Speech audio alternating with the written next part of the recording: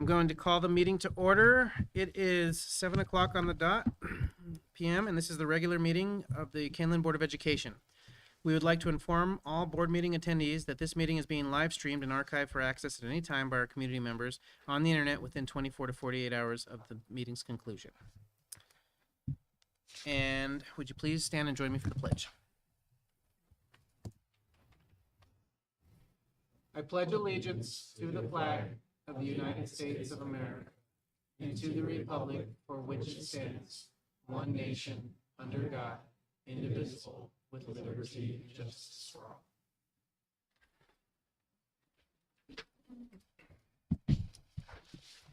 Okay, and a roll call, please. Mr. Gonzalez. Here. Mr. Kleisner. Here. Mr. Cook. Here. Dr. Lawler. Here. Mr. Mankivsky. Here. Mr. McCauley. Here. Mrs. Simmons. Here. With 7 members present, we have a quorum. Is there anything the board would like to move from from the consent agenda to new business?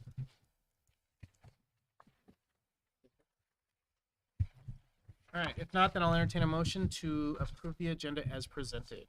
So moved. Second. A roll call, please. Mr. Kleisner. Aye. Mrs. Simmons. Aye. Mr. Cook. Aye.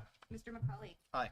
Dr. Lawler. Aye. Mr. Gonzalez. Aye. Mr. Mankivsky. Aye.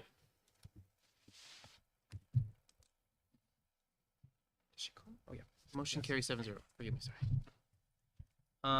Okay, it's now time for the board/superintendent salutes, and I will turn it over to Dr. Layden. Yes, thank you.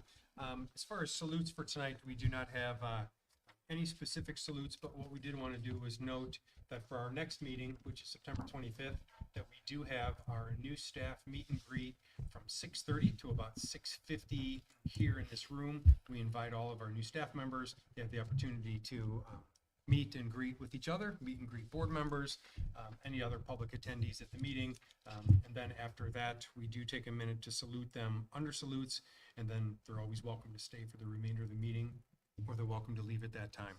But that will be a primary salute for our next meeting. But please remember that starts at 6:30, so it's a little before the actual board meeting itself. And that was all I had for tonight. Okay, Dr. Fuchs? Okay, thank you. So I guess we'll move on to the consent agenda. So, the consent agenda includes the following items. Approval of the treasurer's report for August 2023. Approval of minutes of the August 2023 regular minutes. Approval of personnel. Approval of the destruction of audio recordings from closed session meetings from March 2022. And the following informational items. The student suspension data report. And that's it. So at this point, I will entertain a motion. Oh, wait. Motion, right? Oh, we do? Yeah. Motion in a second, yes. So at this point, I'll entertain a motion to approve the consent agenda as presented. So moved. Second. And roll call, please. Mrs. Simmons. Aye. Mr. Cook. Aye. Mr. McCauley. Aye. Dr. Lawler. Aye. Mr. Gonzalez. Aye. Mr. Mankivsky. Aye. Mr. Kleisner. Aye.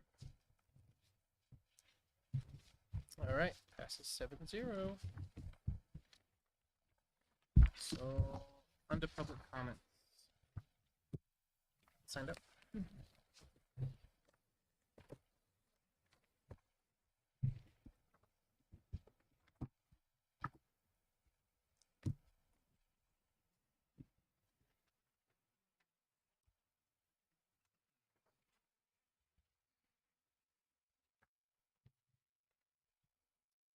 We have one person signed up at this time, so I'll just remind everybody, please state your name and village of residence or your association with the with us for the record. Please limit your comments to 3 minutes or less. And we are going to keep it at 30 minutes with a 20-minute total length for any one subject. Please try and be respectful. I understand that it can be emotional, but yeah. So first up is Sheila Albano. My name is Sheila Albano. I'm from Elburn. I am a Kaneland graduate, parent, taxpayer, Hall of Fame member. I first want to invite all of you Saturday to come to our Eddington Cross Country Invitational at the KMAC building. Especially, I invite the board members and admin, please to be there. We will have over 1,000 students running in that race. Well over, even more when you add their parents and spectators.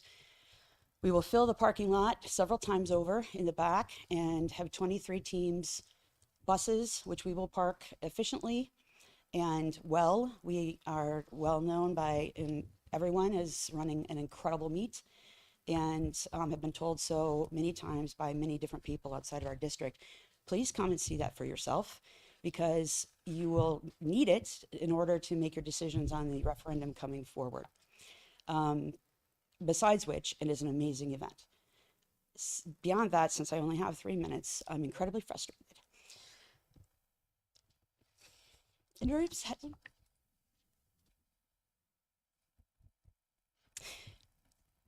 The parking lot that was put in at KMAC, I know was put in with some eventual discussion with the athletic director, but no one who actually uses it for this event was ever discussed. I can't believe I'm crying.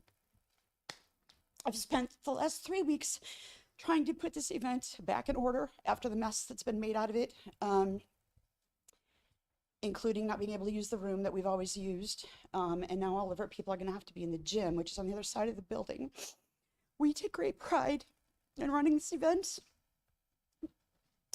It's better than anyone else, not because we have to, but because we want to. And we want to present the Kaneland pride, the Kaneland, everything else that we say that we're going to bring. We made it very difficult to do that this year because we had no warning. And I discovered it.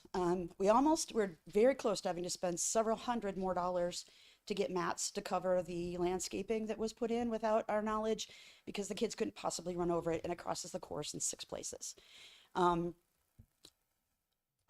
beg of you to please stop doing this. Keep coming up to you saying, there are so many people that want to help you. We want to give you information that we know about. We know you do not know about. We know you don't know about. And over again, no one talks to the people who actually use the facilities. And this is not just sports, in case anybody thinks this is all about the track. It's not. I want to pass a referendum for the school. And I know it's going to be impossible to do anyway, but it will never, ever pass as it is currently set up. And as I was told a couple weeks ago, how much money do we want to spend on changing plans over and over again on a referendum that isn't going to pass? Well, there isn't any reason to spend any money on it at all if you aren't going to update your plans to include the people who are using it. And because we're never going to vote it and we're never going to help you pass it. So please include, please start another committee. Please let us bring you information. Use your facilities. I don't care that they only meet 4 times a year. Make them meet more. That's what they're there for. And as to the Crown Point lawyer thing, Mrs. Albano, with all I due know, respect. I'm so sorry. You don't want me to talk twice, so I'm just going to say, I don't understand how you can approve any waiver with lawyers if you haven't even presented their presentation to the public yet.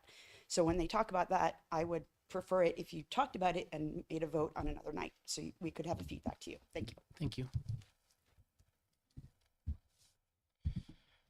Okay, we had one signed up. Does anyone else want to take this opportunity to come and speak?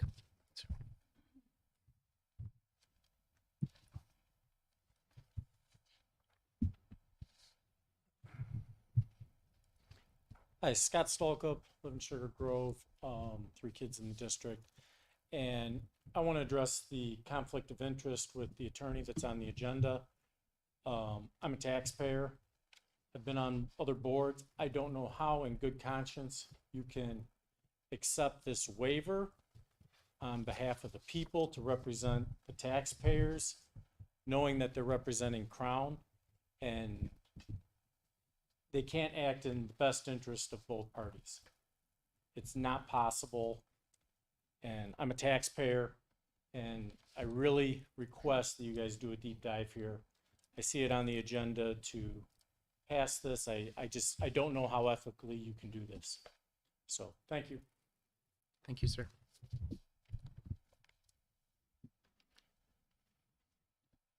Would anyone else like to take this opportunity to speak? Okay. Well, at this point, we'll move forward on to new business. The first item of new business is the public hearing and approval of the Kaneland District 302 2023-2024 budget. As a reminder for public hearings, I will call the hearing to order. Dr. Fuchs will provide an overview of the public hearing, and we will then invite the public to make comments. After comments are made, we will close the hearing, and at that time, invite the Board of Education to discuss and take action. So, then at this point, I will call it to order. Is that correct? Okay. Yep, with the time. So, it is 7:11, and I'm calling the public hearing of the Kaneland CUSD 302 2023-2024 budget to order.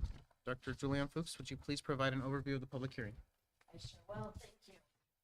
Good evening, board members. I wanted to let you know that tonight is the final night of the approval for the 23-24 budget. The process for this budget began in October of 2022, almost a year ago. In June of 23, the board approved the tentative budget. Tonight's budget represents any changes from the time of the tentative budget to current. I've identified the larger changes, although please know there are many line item changes as throughout the summer, our directors, principals, etc., finalize all of the details in order to get school started in August. The changes in the budget are separated into two parts. The first part are the revenue changes, and the second part are the expenditure changes. With regard to the revenues, if you'll recall, when we do the tentative budget, we have very little information from the state of Illinois. That information trickles in over the summer. The things that I learned over the summer with regard to the revenue. The evidence-based funding model will only provide Kaneland with an additional $60,000. Well, $60,654. The total EBF, evidence-based funding, is $7.3 million. So we did not get much more in terms of tier funding because we are moving closer and closer to what the state considers to be adequate. CPPRT, that is corporate personal property replacement tax, that was overestimated because the year before they had gone up significantly. I was conservative in my guesstimate, but unfortunately I was off, and so I had to take out about $236,000. Transportation claim, that gets done during July, and so I estimate the claim based on the prior year, and then the state, they still haven't told us exactly what we'll get, but we can anticipate that it'll be about 80% for both regular and special education. And so we had to decrease regular ed by about 300,000, and we had to add 80,000 to SPED based on the numbers. Additionally, we did add the ESSER 3 grant into this budget because it needs to be spent expended by June of 24, and with all dollars spent by September. We are working on getting that grant approved. We've sent it through approval probably 4 or 5 times now, and we're darn close. So we're hopeful by the end of this week, we will have it approved. We did receive a new grant for the teacher vacancy pilot program, where we're receiving approximately a little over 100,000 extra.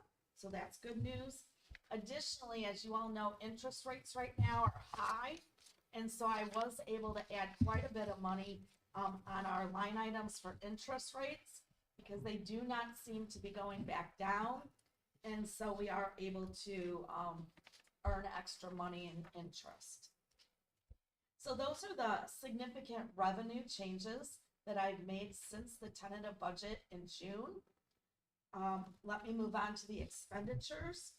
The business office has been busy with salaries and benefits throughout the summer. As you know, people come and go, and we tighten those up. We were able to decrease salaries by about 80 and benefits by, we increased by about 40.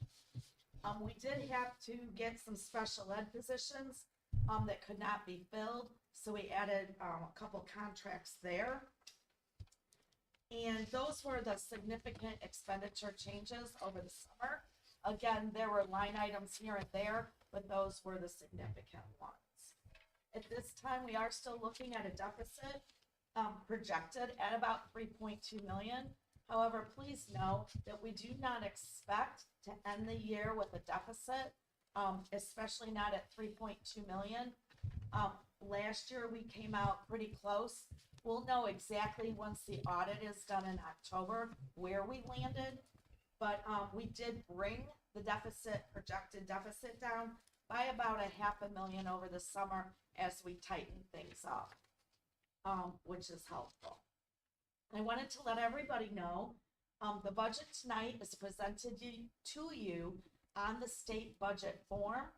This form is what will be uploaded to ISB, as well as filed with the Kane County and the DeKalb County clerks, and the ROE, the Regional Office of Education. There is a new feature of the budget.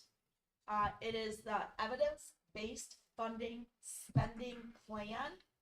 This is something that the district administration was required to do separate from the budget in previous years. However, the state has put that information into the budget. The budget pages are not numbered. The EBF spending plan is near the back. I think you could call it page 30. Actually, it is numbered. So the spending plan starts on page 30. And the purpose of the EBF spending plan is for the district to identify how they will be using the state money of a little over $7 million. And we have to identify that information and explain that to the state board. Following the EBF spending plan, I wanted to point out to you, there is an estimated limitation of administrative costs. That's a page that tells us how much we are spending from the prior year for very specific administrative costs. And this year, we are over. We're over the limit. Once we get the audit in October, we will give you more information because it will require a public hearing and some other paperwork. The reason why we're over, and I'll reiterate this at that time, but we did add a position in the business office to prepare for my departure. So that increased costs. Additionally, Dr. Layton, myself, and Mrs. Eggleston are all on retirement contracts. And so that also adds to these administrative costs. Again, I will explain that in detail when we do the public hearing, but I wanted to make sure that I pointed it out tonight. So when we get to the administrative costs hearing and information, it won't be the first time that the board has heard that information. Another feature of the budget is on page 36. And this is a feature that we're required to report of any vendor contracts that are $1,000 or more where we are making money. So for example, with our photography services, we actually make some money. With our Pepsi, we make money. And so those contracts are listed in the budget. If you look at the last page, page 38, you'll see that when we checked for errors, everything is okay, and the budget is prepared to be uploaded. President Gonzalez, at this time then, I would encourage you to, start the public hearing, to allow the public any input that they would like, specifically on the 23-24 budget. Following that, the board will have an opportunity to discuss it and then take a vote. Okay. So at this time, we'll invite the public to make any comments regarding the Kaneland 2023-2024 budget. Keep in mind the guidelines we stated earlier for public comments. Again, we do not generally respond to comments, but this time I encourage anyone who would like to speak to come forward. Just open. Start open.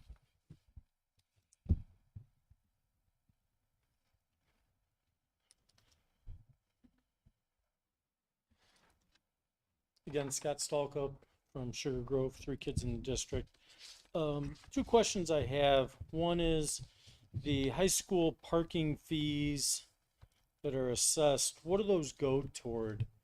We seem to have parking lot issues and the kids are paying for parking spots.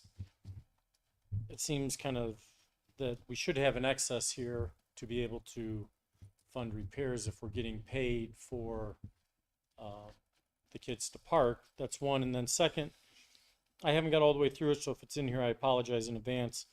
I would like to see, and I think it's reasonable to separate the Ignite Academy budget in this somehow to isolate the money that's spent on that. And so it's transparent to the public of cost per kid and fairness and equity to all the kids in the district. So, thank you. Thank you, sir.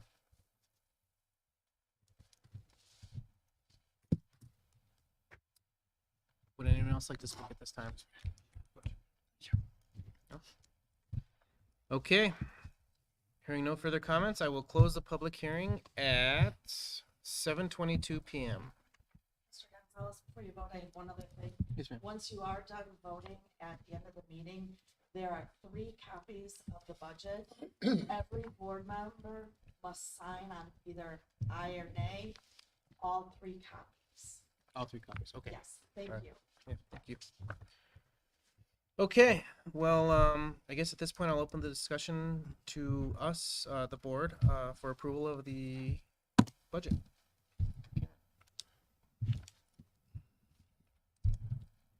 We're certain on our IDEA child count.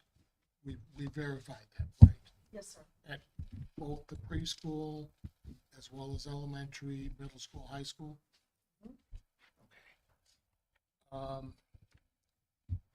And funding for special ed transportation isn't our IDEA child count up from previous years, or am I mistaken? Last year, isn't our IDEA child count up from previous years? Is it up? Increased. Increased. Up this year, I mean, we're at 14%. I don't know the exact numbers. And just as a reminder, over the last 5 years, we've been between 13% and 15%. Yeah. So that 14% is in line with what we typically have been in our district. And funding for ESY eligible, what is that? Those are pretty specific questions. Yeah. I'd be happy to get all of that information if you want to tell me what those questions are. Okay. And I can get that for you. Okay. Okay. If you wanted to know the money that we have budgeted for the revenues for Yeah. private transportation, Yeah. with regard to special ed, that is on page right here.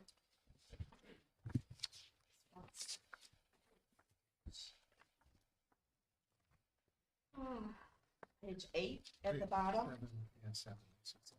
row 155. If it helps, Bob, we're held accountable to maintenance of effort, so we can never go No. lower than what we did the year before.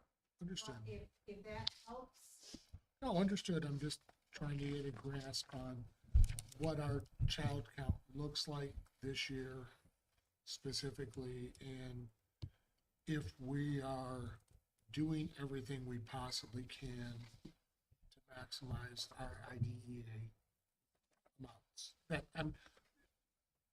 I am just familiar with some districts who have failed to adequately account for their child count,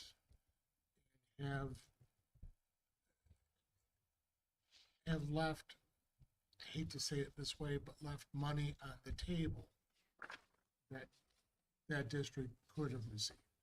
I'm not saying that's the case here. I just want to make sure that as far as funding for special ed programs from IDEA and wherever possible, that we account for that we don't leave money on the table, especially federal IDEA funds. That's definitely an important feature. And we work really hard to spend all of our grant money and make sure that we collect everything that we've been allocated.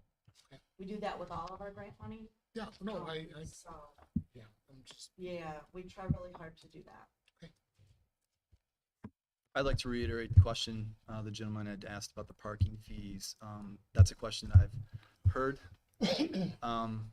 Where does that funding go? Is it going back into the operations? Is it going into the parking lots and the whatnot, or is there a separate fund for that, or where does that go? Sure. I don't have the exact formula with me, but I'm happy to share that with you. But generally speaking, a portion of it goes to the operations and maintenance for seal coating and parking, which we do portions of the high school almost every year. The other portion goes towards security because we have to pay for the security people to be in the parking lots before school and after school to help the students get in and out safely. Okay. And my finance advisory committee reviews that information on an annual basis.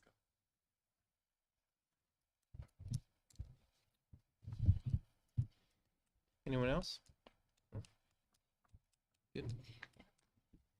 For the new guys too. I mean, is there any other things like, you guys got in your questions? I know it was overwhelming for us when we were new. So if there's something that you didn't understand, any initials or something, feel free. Julianne's great at explaining all of it. Always. Yeah. Oh. I know we felt intimidated our first year asking questions. So if there's something. Right. She's quite the teacher of finance. Yeah. Mr. Kleisner? Anything to add? No questions. Thank you. You guys, and we will start this process over, so you'll have another chance. Come next month, we'll start next year's budget. So this again is the final step and stage for this year's budget. Okay, well, if there's no further discussion, at this point, then I'll entertain a motion that the Board of Education approves the 2023-2024 Kaneland CUSD number 302 budget as presented. So moved. Second. Roll call, please. Mr. Cook, Aye. Mr. McCauley. Aye. Dr. Lawler, Aye. Mr. Gonzalez, Aye. Mr. Mankivsky, I, Mr. Kleisner, Aye. Mrs. Simmons. Aye. All right, passes 7-0. Remember, I need everybody's signature. I'll let you down. Thank you. Don't let me forget before we leave. Okay. Well, the second item of new business will mirror the first item. We're going to do the same thing again for the Fox Valley Career Center. So at this time, we're going to do open up the public hearing for the approval of the Fox Valley Career Center 2023-2024 budget. So let's do it again. This time it is 7:29. And we are going to, and I am calling the public hearing on the Fox Valley Career Center for 2023-2024 budget to order. Dr. Fuchs, could you please give us an overview? Absolutely, thank you. Similar to Kaneland, it follows a similar process. The difference though, Fox Valley has its own board of superintendents, and they have approved this final budget as well. The Fox Valley had the tentative budget approved the same night as our tentative budget. There are just a few changes that we have in the Fox Valley budget. Most of it has to do with staffing and operational costs. The Career Center did receive some extra grant money over the summer as all of their state money was finalized similar to ours. They will be including some increases in their materials and supplies in several programs. And you can see those itemized in your board report. Additionally, they got extra money for job shadowing stipends for teachers that want to learn new skills. So that is always helpful. They're getting extra Perkins money, which is federal dollars. When they initially did their budget, they had 507 students enrolled. In April, it was about 600. And then on the 11th day, it was down to 408. And so oftentimes they have students that sign up, but for one reason or another can't attend. Oftentimes it's a schedule conflict with transportation or one of the other schools.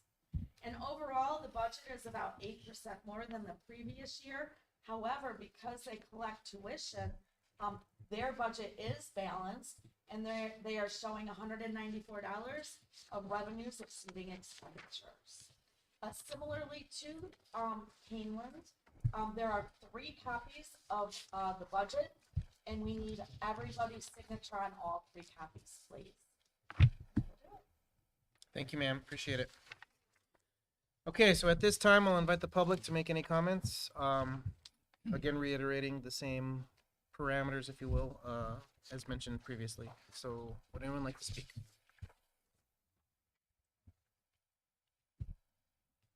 Last call. Good. Okay, hearing no further comments, I will close the public hearing at trustee phone 7:32 p.m. All right, so then let's open the discussion for the Board of Education to discuss.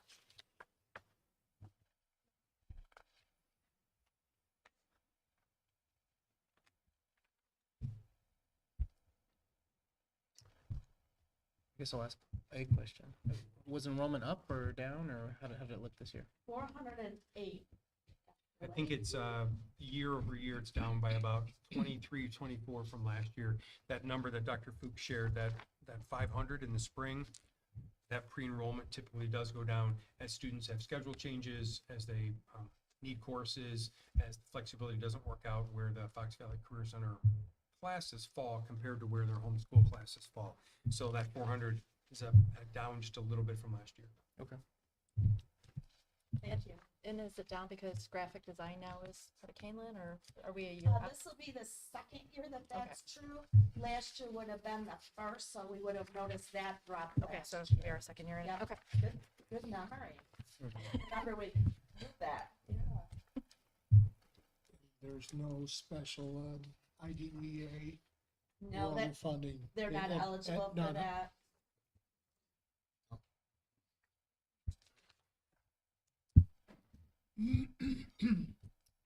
Anyone else? Okay. Hearing no further discussion, I'll entertain a motion that the Board of Education approves the 2023-2024 Fox Valley Career Center budget as presented. So moved. Second. A roll call, please. Mr. McCauley, Aye. Dr. Lawler, Aye. Mr. Gonzalez, Aye. Mr. Mankivsky, Aye. Mr. Kleisner, Aye. Mrs. Simmons, Aye. Mr. Cook. Aye. All right, budget passes 7-0. Okay, the third item of new business is the Kaneland referendum information discussion. And Dr. Layden, please take it away. Yes, thank you. In April, you recall that the had the referendum question from the school district on the ballot at that time, received the update and information afterwards that it did not pass. And part of our conversation at that time was we would assess some of those findings from E.O. Sullivan, who's here tonight to share some of those. We would assess those findings, then bring it back to our Board of Education for additional dialogue this fall and into the determination of what those next steps could look like. And I know part of this process, Dr. Fuchs will introduce our guests and they can walk us through some of those possible next steps, what the process could look like different this year, and then what questions that the Board of Education might have. With that, I'll turn it over to you, Dr. I'll Fuchs. ask Mr. Sullivan and Colin to come up. The microphone, I just want to let you know, you won't be able to hear anything, but it is going directly into the web, so we do need you to stand somewhere near it. And we can Sure. get us started. Thank you. You're gonna have to raise it up or smaller. Yeah. I know. We run into this a lot when we're talking. Well, thank you. Ed Sullivan. I am the owner of E.O. Sullivan Consulting. I have with me Colin Corbett, my business partner. Post-election, and we're now 5 months post-election, we did send over a brief analysis of some of the thoughts and things that we saw within the election, within the electorate. We've been able to take a deeper dive into some of those processes, some of the data, and we've made some recommendations, some of which we can't complete the recommendations as we kind of review what's going on in the political landscape. But I'm going to bring Colin up here because he's kind of our data expert on this. And then once we're done speaking, we're happy to entertain any questions you have. Fire away. We'll both be up here. Is this okay here or should I raise it? Great. It's good? Thank you, Colin. Boss says we're good. All right, I usually have the laptop, so I'm not used to using old school paper, but for Ed, we'll use this. As Ed said, some of this data takes a few months to get. Unfortunately, election information sometimes takes as much as 4 and 5 months to come out. So we finally have all the data. Thank you all for your patience as we gathered all the information on the election and what happened. We have a full report. I'm going to go through some of the highlights, and then, as Ed said, we'll take questions if we want to dig into some of the more information that we have here. What we saw in this election was that voter turnout, the number of people who are registered who actually did come out to cast their ballots, was incredibly strong. Usually in a consolidated election, which is what we had in April, voter turnout is somewhere between 10 and 15%. What you all saw was 26%, which is significantly higher than what we saw in a lot of the elections throughout the state of Illinois. A lot of that additional turnout showed up to vote, unfortunately, against the referendum. That was about 4.5% of that final vote total. Obviously, it got 42% of the vote, so that wouldn't have been enough to take it all the way over the top, but you did see turnout as a major factor. I point that out because we're going to talk about turnout later in the report. The other thing that we saw was that the type of election had a huge impact on the final results. It's important to know that when it comes to elections, they're determined by those who show up, not necessarily by how everyone feels in the community. And so when you have low voter turnout, what you can see is what we call in the business a skew in the data. Because only 26% of possible voters showed up, that means that those who showed up with a specific viewpoint were overrepresented in the results. We see that all the time in these April off-year elections. The reason why odd-numbered elections, which is what we're going to have in 2020, or even-numbered elections, which is what we're going to have in 2024, tend to be better for referendums is you have a higher voter turnout. More people have their voices heard, and so it's not going to be just one subset or two subsets of the population. It will be everyone in the district. That's an important thing to note because when we did our data and looked at how this election performed or how this referendum performed in April, versus how it could have performed in 2024 with no changes whatsoever, we saw it would have gotten between 52 and 61% support in 2024. Now, we're not recommending to move forward with no changes, but it's important to note that the type of election had a major impact on the success, or in this case, the failure of the referendum. The other thing that we point out in our report is that when you run a referendum in a consolidated election, what we often see is their major chances at succeeding is based on if parents and teachers are overwhelmingly in support and showing up overwhelmingly in favor of the referendum. Unfortunately, as we looked at the data, that did not happen in this referendum. It's one of the major reasons why it didn't succeed in April. And so you'll see in our recommendations, which I'll get into next, that this was a key thing that we need to overcome if we're going to succeed if you want to go again in 2024. Last thing I'll point out is that the demographics of the Kaneland community are a little bit more conservative, a little bit older than we see in a typical school district in the state of Illinois. That's why we've been talking about how important it is to have a very fiscally responsible referendum. We're proud to partner with your administration. They have taken key steps to make this a very fiscally responsible referendum. When we look at some of the other districts and some of our other clients around the state, they're putting their thumb on the scale. How much money can we get? How much money can we get? That's never been our experience with this district. That fiscal responsibility will need to remain in 2024 if we're going to succeed at getting a referendum passed, should you all decide you want to go again. In order to see a referendum succeed, we have key suggestions that we've made, and I'll go through each one by one, and then we'll open it up with questions. The first one is no referendum will succeed if parents and teachers aren't overwhelmingly on board. We saw some challenges with that in this last referendum, but if we're going to go again, you're going to need to see parents and teachers be very strongly in favor for a referendum to succeed.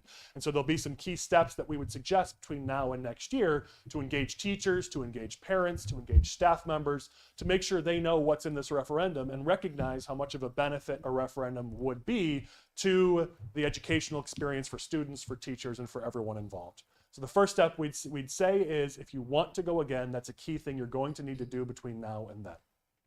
The second thing is educating the public on what will happen with the tax impact. Unfortunately, the information that we had to present to the public, it's pretty complicated as to what will happen with this tax impact. And unfortunately, the average voter doesn't pay attention enough to have understood that full tax impact. What the public will need to know is what will happen if this referendum passes, which is that taxes will go up temporarily until bonds fall off in 2028. And then actually it will be a net decrease from where you stand today. That's a challenging message to get to the public. You need time to be able to show them that, have them be comfortable with it, because no voter on the planet, but especially not in a state like Illinois, believes their taxes are actually going to go down. And so you need to have time to be able to educate them on, no, this is indeed the facts. This is what it looks like. This is how things will go. That's just not something that people will trust in a month or two during an election process. They need time to be able to digest that. And so you have the benefit of time now between now and when you might go again. So the second recommendation is to make sure the public's aware of what those tax numbers are, what they could be if a referendum passed. And so we would recommend taking advantage of that time to make sure your public is aware of what that tax impact would be, not just through 2028, but beyond 2028. The third thing is to review that tax impact, if possible. And now this is just us speaking as, I would say, political people, government people might have a different answer. Financial people might have a different answer. And so our third suggestion is just, if possible, and the experts will tell me that I'm crazy, I'm sure, but if possible, if you can balance out that tax impact so it doesn't go up and then back down, that would be an advantageous thing. I don't know if refinancing bonds is a possibility.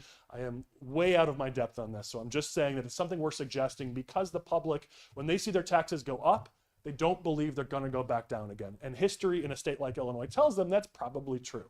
And so if there is some way to balance out that tax impact, it's something we would suggest you look at. Again, it's not our world, so with respect, your financial advisors will tell you whether or not that's possible or not possible.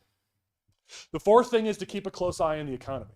You're hearing different opinions from people who are experts on the economy on if we're headed towards a recession, if we're not. Obviously, cost of living is a challenge in Illinois. Inflation is a challenge for your voters and for your residents. And so as much as you have been very fiscally responsible, because I'll remind those who may not know, this started at $74.1 million as a recommendation from the district's experts, and the district worked to get that down to $57.5, which is a dramatic drop from where it started. That was excellent progress to make this more affordable for your public. If the economy gets worse between now and next year, you may have to look at reducing that even further. And I'm not saying that that's a possibility with the projects you're looking at, but there is a mental block for general members of the public at 50. So 49.9 would have a much higher chance at passing than 57.5. Now that's $7.5 million you don't have to make major improvements to the schools. So it may not be possible to do so, but if the economy worsens, you may have to look at that number and make some adjustments. So we want you to keep a close eye on the economy, which of course you're going to do anyways. The last thing is to be intentional about what election you might look at in 2024 should you want to go again. This is incredibly important in an even-numbered year because you have two elections you could go for. You can go in March during the primary election. You could go in November during the general election. The challenge with primaries is I'm going to use some partisan language because they're primaries. I have to. It's Republican primary, it's Democrat primary, and those are the voters who are showing up in a March primary. And so as a result, turnout is driven just by where there might be races. If there are more races in one ballot versus the other, that's going to significantly alter who might show up at that election or who might not. It's why we typically suggest looking at November, because it's going to be a balanced electorate. You don't have a lot of one group showing up and not a lot of another. Plus, it is a favorable and a positive thing if you can let even more people in your district have their voices heard. And so in general, we're going to suggest November. However, sometimes March is a possibility. The challenge, as Ed said, is we don't have that data yet to know, is March going to be a possibility? That entirely depends on what all of our ballots are going to look like. Is it going to drive enough turnout that people in your district will have their voices heard? If there aren't a lot of exciting primaries, people aren't necessarily going to be excited to show up at the polls. And again, forgive the partisan language, this is a presidential year. So if there's exciting presidential races, a lot of your residents are going to want to go vote. And that's a great thing, which would make March a possibility. We don't know that with certainty yet. There's a few more months before we know that. If you have to make a decision right now, we'd suggest the smartest and safest route is simply to assume November is going to be the better option. That said, we're working with your administration in the coming 2 months. We should be able to make a emphatic recommendation on, is March a possibility? Again, the odds are going to be slim. So assume that it's not, but we are watching it very closely. Every day that passes, we know inflation and everything else raises your costs. We'd love to get it done sooner rather than later. So if March is a possibility, we will make sure to tell you as quickly as possible. We just don't have that information just yet because it's dependent on things that are out of our hands. So those are the 5 recommendations. I'll now open it up for questions and we can delve into anything more that you'd like us to speak about. So what is the time frame you start, you get the teachers and parents on board? I mean, are you looking, you need like 6-7 months just to get this information fed out, marketed, pushed, everybody aligned? What kind of time frame are you looking at?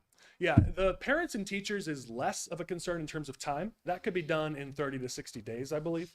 It really is the tax impact, because that has to get out to the broader community at large. And you don't necessarily have a chance at getting their attention as much as you might like. It's hard to get them to come out to a meeting. You have some people here, which is awesome, but you've got a very large community. And so getting out to the public, that's what takes months. That takes 6+ months to do really, really well. Whereas teachers and parents, that could be done much more quickly. So I would be more concerned about the tax impact and getting that to the general public. And with that, the more time you have, the better. There's a marketing term called penetration. You need that message to penetrate out to the community, and people lead very busy lives. And so getting them to pay attention to a message like that, to engage, to be willing to be educated on something that's pretty complicated, that just does take some time. So what methods are going to be used so that the community is aware of the tax impact? How are you going to push that? Is it just going to be based on meetings, social media? Like how is everybody going to be aware of this kind of thing? Yeah, a lot of that's going to be driven by the district's efforts at the moment. We're not recommending necessarily what we would call a campaign or a marketing effort to get it out to the public. That requires funds, and we're not recommending that at this time that you expend funds to do that. It's possible, and especially if March became a possibility, we'd have to move fast, and then we might have to send out a mailing or two or do some things to get it out fast. The good news is if you do have until November, that means a board vote in, I believe, August. Does that sound about right? And so you have now from now to August to get that out. That's enough time to do it through your typical platforms, your newsletters, your anything where you're engaging parents and teachers with the public, town halls, listening events. There's enough time to do it in a low cost way between now and, let's say, an August vote. I think where the cost and where the major effort might have to come is if we wanted to move as quickly as March, now you are talking about something that might require a little bit more of an engagement that would be a cost. And then my last question is, if we decide to go through March, we push it, we do the vote, fails again, then are we done for the year, or do we got to look for a new year, replan, reorganize, or is there a possibility? Is that not common to do in March, you fail and then do it again in the fall? Generally, what we would say is you have the opportunity to go in again in November. We would, I'm sorry, I apologize out there. We would say yes, you have the ability to go in November. You would definitely want to take that time from the March to November to educate the public, put in a very robust program to go in and see that. But then you're now at election loss number 2. And so at that point, you have to revisit what are you asking for, and almost assuredly, you're going to have to lower that amount. And so that's the kind of connectivity between the two. Do you risk it? Do you not risk it? And like I said, we'll have better data on that in the next month or so to help guide you with But that. just to reiterate, you're stating the fall's the best option. Yeah, because it's so in the March primary, more than likely we're seeing somewhere between a wild range of 20% to 50% voter turnout, and we can't predict that yet. Whereas in November, you're looking at 70 to 75 just right off the bat because it's a presidential election, it's a general election, everyone's going to go vote, or many people will go vote. So it is the safest route to simply assume November. And to Ed's point, if you do go in March, that's now loss number 2. You will absolutely have to drop that number because you're going to have to say to your voters, listen, we heard you said no, so now we're going to have to make some cuts. So that's the risk you take. If you want to move faster, you do incur that risk. So there's definitely some things you want to keep in mind. Colin and Ed, in the memo, it talks about the deadline to vote by August 20th for the November election. That again is the deadline. Boards can go earlier, or villages can go earlier for referendum conversation. What would be, and I know October you'll have more information, but if August is the deadline, what would be more of a typical target in which to pass it and then begin your communication? Is it before a school year gets out? I know summers can be kind of challenging. What's that typical timeline look like? Yeah, that's actually a great question. So we would suggest thinking of it as 2 pieces. So educating the public started well before now, but starts now and goes all the way through next November, let alone in August. We do recommend taking that board vote as late as you can. So we wouldn't recommend taking that board vote earlier for the simple reason that, let's say the economy does worsen, there are things that can happen outside of our control that could change how you might operate. And so the later you take that board vote, within reason, you need to give your team and your staff time to do the required steps to file with the county. But ultimately, I wouldn't recommend taking the official action too early because you want to allow yourself time to make adjustments. But that doesn't mean you wouldn't be educating the public, taking advantage of people coming back to school to say, hey, we're talking about this right now. You're going to be hearing about this in the coming weeks. You can take advantage of those opportunities without necessarily acting too early as a board vote. Because when you vote, we've seen some districts that do vote early, and they run that risk where something changes or a need arises as people come back to school and they realize, you know what, if we have X number of dollars, we should have put it here instead of here, and now you're kind of in a box. So we wouldn't recommend before August for the official vote. Okay, thank you. And then I just got one last question. I know the first thing is getting the teachers and parents on board. We've had constituents who stated it's not going to pass because parents and teachers aren't literally involved. You talk about full-fledged support. Would it be wise for us to have teachers and head departments and local community members involved, engaged, saying, hey, we want this, we want that, to be involved in the numbers rather than have an engineer or somebody just come up with an idea and go with that? Yeah, I mean, that's the basic tenet of community engagement. And in this case, the official term we'd use is influencer engagement, but these are the people who have influence on other people. And you absolutely need to buy in. And to do that, they need to make sure their voices are heard. And so I do think that, I know some of these efforts have happened, so I don't want to pretend like they haven't happened. But between now and a potential board vote, you want to have those conversations. And at the bare minimum, let them see that those concerns are being addressed by this plan. I think there is a bit of a disconnect there where some of the concerns that we heard during that last election process where teachers said, hey, I want X done. We said, well, that's actually what's going to be done. But I don't know that there was enough time for them to dive in and realize that the things they wanted were actually happening. And so you do have the benefit now of time that we didn't have before. And that's where I think having those engagements, having those conversations, in some cases, there might be things where they say, we really need X. And you go, actually, that's not in this plan. Let's make some changes. That's great. That'd be excellent to see. In many cases, what will typically happen is we really want X. And you go, here, look, that's this. And they go, great, I'm all on board. And then you might say, well, why aren't you on board last time? This was in the plan last time, but you skipped that part. But that engagement, that back and forth is really important because we all as humans, we don't understand things until we really dive in and get a chance to really ask those questions. And that's what you have time for now in this chance. Okay, great. All right. Right now, interest rates are the highest they've been for quite some time, for a while. We're already seeing the dampening effect in the whole real estate market.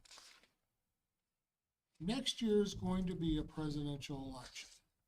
I don't think anyone running for president is going to want to see interest rates this high. Now, if there's anything that can possibly be done about it. Right. Doesn't the rate of interest affect the fiscal note or the, what do you call it, The bond. well, obviously it affects the bond, but the explanation that we go to the public with, your cost at a 3% interest rate is going to be much better than what are your treasuries right now are 5.5 for 90-day, 180-day treasuries. And that translates to what taxpayers are seeing in their bill. Sure. So, what you're talking about is the minutia of how we all get to the end. Legally, you're going to work with bond counsel. You're going to come up with a number. The board is going to vote on that number. Bond counsel is going to write that question. Nowhere in that question will say, well, now that interest rates are better, our costs are less. They're going to see that number. No, But you're 100% correct understood, what you're saying. But what we're talking about, when we're talking about selling it to our public or educating our public, Yes. the cost of it, if we do it today at interest rates today, here's the likely interest rate you're gonna see based on what? 180-day treasuries, Sure. couple-year treasuries. That's variable though, right? Yeah, I mean, it's really a matter of timing and also hoping. We have no control over, is that correct, Dr. Fuchs? I mean, it's based It's on, at the time you sell the bond. so the Yeah, only, right. the only thing we can do is guess and hope during the, I mean, taking- it's, so yeah, taking I it- agree, it's a good selling point. but in terms of the cost to the taxpayer, that interest rate, 100 basis points is gonna make a lot of difference No, I in agree. terms of what that's gonna run on their property taxes Yeah. every year. And right Reduce costs now, dramatically. maybe my guess, just off the top of my head, I know this is beyond the question and answer, but my opinion is we are probably going to see a better interest rate closer to the election than we are this far out.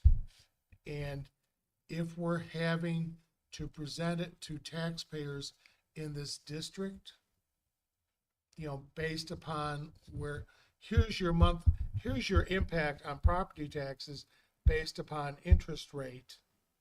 Because this referendum and the amount that it's going to add, it's going to be relatively interest rate sensitive when it comes down to it. So based on that logic though, if it goes the other way and rates increase, I know the agree, presidential election agree, could impact it, but if rates increase, then that could impact our decision Yeah. in terms of going to, that's something to look at. Agreed. So, yeah, Sure. So, you will have 5 years to float these bonds post referendum vote. Looking at interest rates today and looking at interest rates before you make the decision to go, let's say you decide you're going to go in November. If they're at X today and they're lower come August, well, as a board, that's a communications issue where you're going to go out and say, hey, look at, we actually saved you money. And that would be something that you would convey to the public as a positive benefit for the decisions you as a board chose to make. And that's what, we would help you with, for sure. Well, it Go ahead. depends on which direction you're going, because I'm going off topic, so it's on oh, topic. okay. Well, I'm off topic, too, so mine's next steps. So it's Ladies kind of, first. it's our responsibility is to take those next steps, like engaging the parents and the teachers and stuff. So where do we start? Obviously, like you mentioned, was it 26% of the population, of King County went and voted. And so that skews that number of how many votes. So now if we go for, the November election, we want to make sure we're engaging all of it, the whole population, not just the who voted this last one. So we need to be, be wise to that. So how do we start engaging them? And I'm not necessarily sure that's your position. That would be ours to what are our first steps? I understand we have communications now, and so we're going to be able to drive that kind of stuff. But are we going to do things like focus groups? Because for me, I feel like we need to relook at what we did, what we've presented. To your point, there are things in there that people are like, well, I wanted this. And we were like, it was in there, so we need to bridge those gaps of some of the stuff that people want that were in there. But then there's also a lot of things that people want that weren't in there too. And we need to, I think, educate ourselves too. So how do we take a pause and be able to get that voice of more than just the 26%, but of our whole community?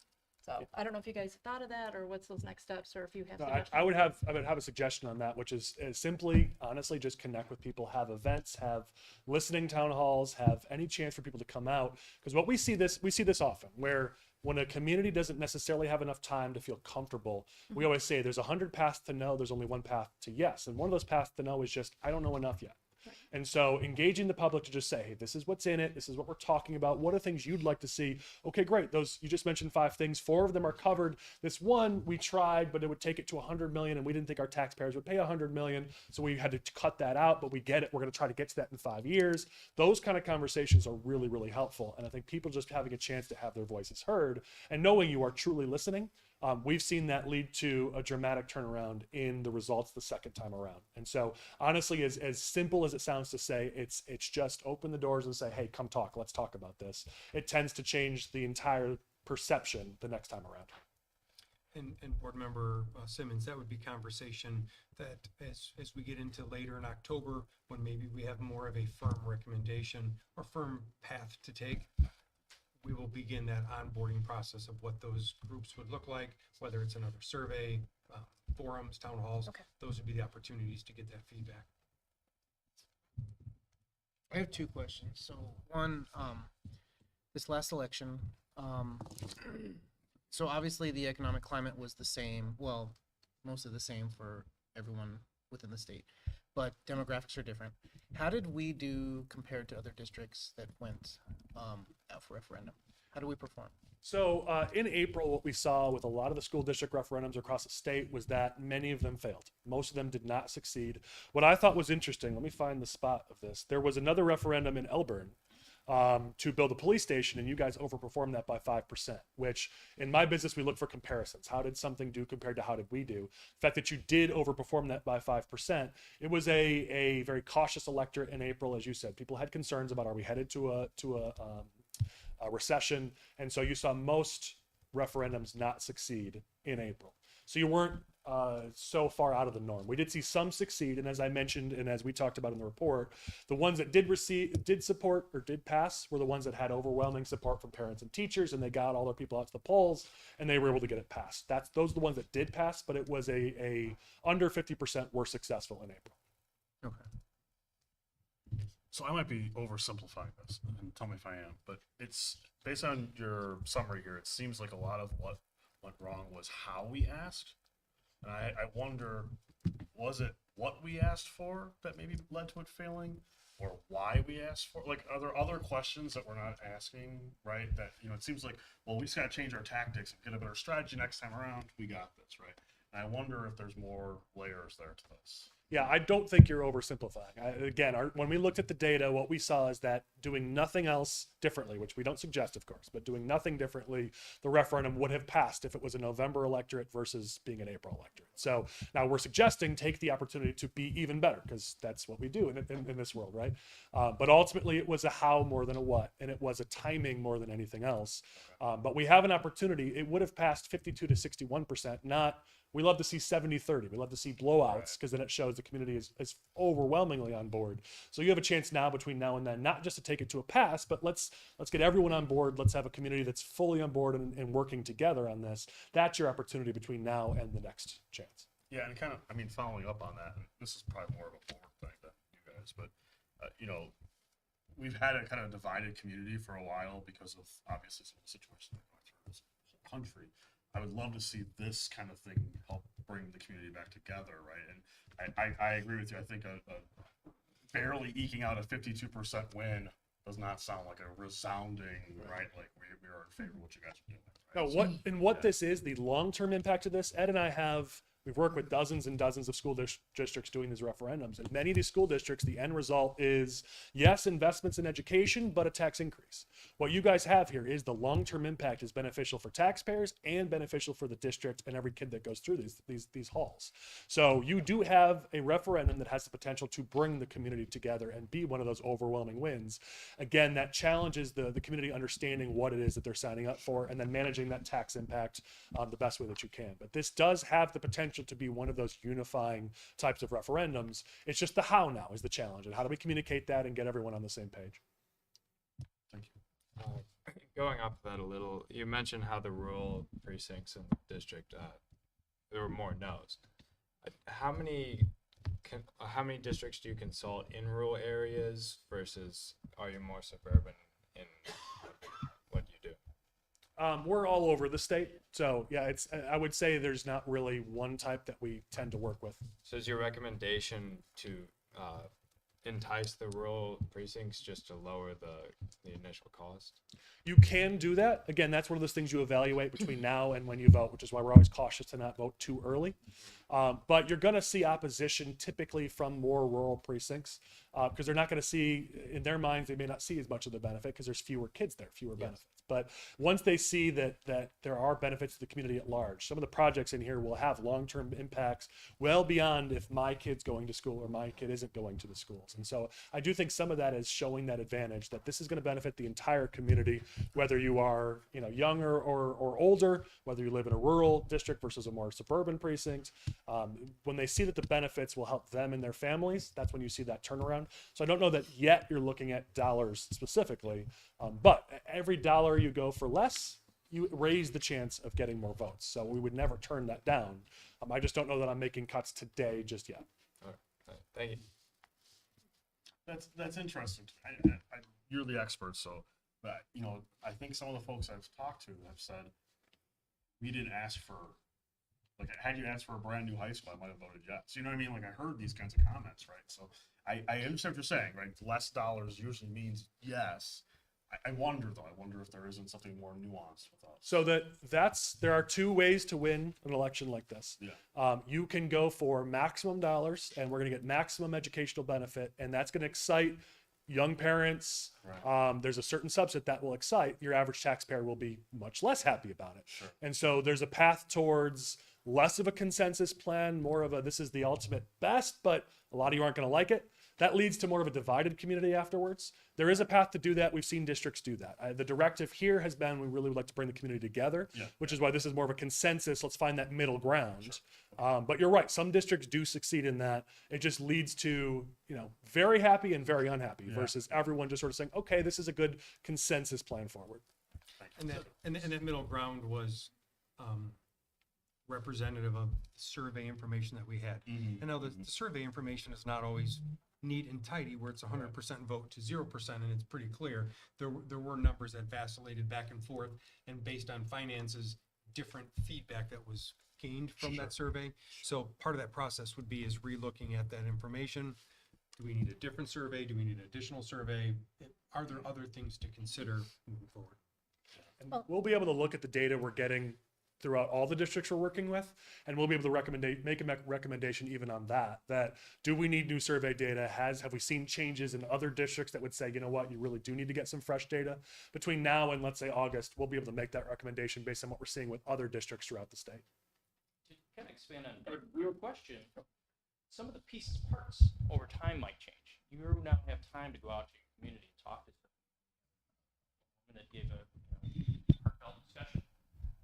Maybe you'll hear some of that. Maybe you'll see some pieces, parts of the plan might change, and so we'll take that first before the next discussions take place. Are we reducing? Are we, probably not adding? But Mr. Kleisner? Yeah, just a quick question back on the surveys, and maybe this was answered already. Maybe I missed it somewhere. The surveys you're performing, what kind of feedback, or I guess, what kind of turnout and return of the surveys are you seeing? Are you getting putting out 5,000 surveys and getting 20 back, or how is that looking? Yeah, the survey that we took was a phone survey. And so it really, what we would look at is the response rate to that phone survey. And the response rate was high. We had a very high number of responses. We took that a bit ago. I don't have it in front of me. I apologize. But we had a very good response rate to the survey. So we felt confident that it was a strong response. And then our data experts do what's called weighting and modeling of that survey to make sure that every group is represented. Because what you have a lot of times is you might have fewer seniors respond or fewer people who might be female or male. They look at all that and make sure it's weighted so that every voice in the district has an equal voice in that survey. So the results were representative of the Kaneland community. Gotcha. And how many questions were you guys asking in that survey? I'm sorry, it was so long ago I don't remember that offhand. I apologize. Okay. we basically redo the same exact type of survey then? We could. Again, it will really just depend on where we're at. We could do the same type of survey. It could be a slimmed down survey depending on what we need to gather. We'll know that well before August in terms of what data we're going to need. More than likely, it would be a similar length, which was somewhere between 20 and 25. I don't remember exactly what the number was here.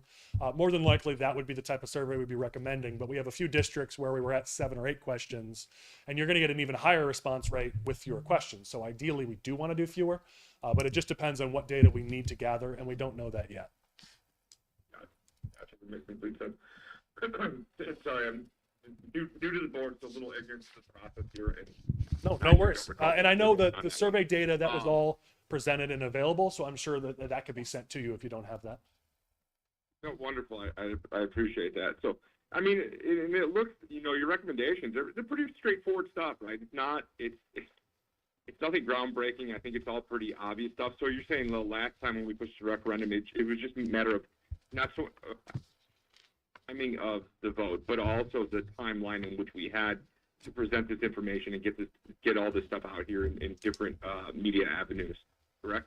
Yes, and as this other board member said, and I don't want to screw up your last name, sir, so I'll just point. Mr. Bob, I'll say, so I don't mess up the last name.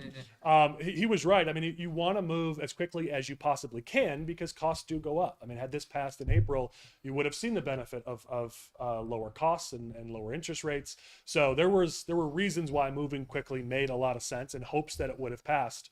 Obviously, it didn't, so now we need to slow down and deal with the repercussions of that. But yes, there was a concerted effort to say, hey, this will be more responsible for the taxpayers if we can get this done now versus in a year or a year and a half.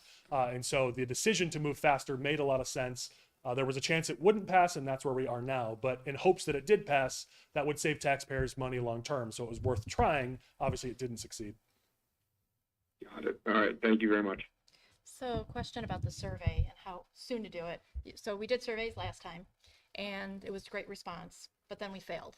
So there's a disconnect between the people that answered the phone and answered your questions and to what we put into the referendum to the voters then. So how do we bridge that gap? Is it us doing these town halls, doing these events and stuff like that way before a survey, like flooding it with, the community with information? Because it just feels like the people you called seemed they were on board with this, and with the conversations you had, we had, like you said, good results. But then when it came to the vote, I don't know if those people just didn't vote or there was a disconnect. So when they went to vote, they voted no, but even though they were, engaged in the survey. So how do we bridge that? Yeah, you said it. It was those who showed up. It was those who voted. That's why I started on that point, which is our survey was intentionally modeled to represent the entire community equally. That's why if this had been a November election where the entire community shows up equally, it would have passed. Ultimately, the challenge with a April electorate is because it's such a small percentage, who shows up matters. And the people on average who showed up were more in the people we surveyed who said they didn't want this versus the people who said they did want it. We have that data in the survey of those who didn't want to move forward with anything, let alone even a smaller referendum. So it's simply that. It was who showed up to the polls more than anything. If we follow this path of engaging the whole community, listening to the whole community, and then we would survey them closer to an August vote so the data is fresh, and then seeing full voter participation, which is what we'll get in November, you're going to see a different result. So you're comfortable more in the sense, I guess, we don't have to change the survey. The survey was good. It just happened to be that time, like you said, lower turnout. And so it would be different. We would have had a different result if it was in November. Yeah, because I can point to who voted based on the demographics we see from the clerk's office. I can point exactly to where they were in the survey. I know who they were. And yes, they told us they'd vote against this. So it's literally just the fact that an April election is so low in voter turnout that if a group of 100 feels really passionately and shows up, they're a big part of that electorate. Right. Whereas in a November election, when everyone's at the polls, they are a representative fact. We want them to be heard, but we want them to not have an outsized voice compared to maybe their neighbors who had a different opinion. So that's where a November election would have more balanced turnout of everyone in the community, and you're going to get a more balanced answer. I just want to make sure we're putting our efforts behind the right, we're putting our push. So if it's not the survey, we don't have to relook at that. We don't have to, and that is something that, you feel comfortable, then we're going to put our efforts to other stuff. That's all. Is it possible to adopt a tiered strategy, in the sense that, so forgive me for using this term, but I almost feel like there are primary stakeholders that weren't on board. We discussed it before: the teachers, the parents who have kids in the school who are going to get direct benefits from this money. Is it possible to be able to survey them and get an understanding for what they want? Because the way I see it, so we're going to have to go back almost to the drawing board. I know the master facility plan took multiple years, and I know we're not going to go back to that, but we need to find out what these primary stakeholders are wanting in order to get them on board. And then I feel like once we get them on board, we'll have the support to expand into the community to those that are, beyond that reach. So can we, I'm nervous for the timeline, even for the presidential election, because I almost feel like we have to start at the beginning, at the drawing board, and find out, okay, let's look at what we're going to be asking. And to look at that, I'd like to have these primary stakeholders involved. I'd like to have the teachers involved. I'd like to have the parents involved and say, hey, what are you guys looking for? Because I feel like once we get their support, they will help us to move forward in that way. And to me, the timeline scares me. So immediately, you will be starting those stakeholder discussions with the two groups that we said are going to be very important to the next election. You might find out some data or some issues that either group might want to add to the referendum or subtract to the referendum. From there, we can adjust the survey to say, okay, these stakeholder meetings produced these results. Well, let's go to the general community to see, all right, are they on board with those too? That can get you an ultimate consensus of the community and the different stakeholder groups that we've already identified as being very important to this election. And so exactly what we would do.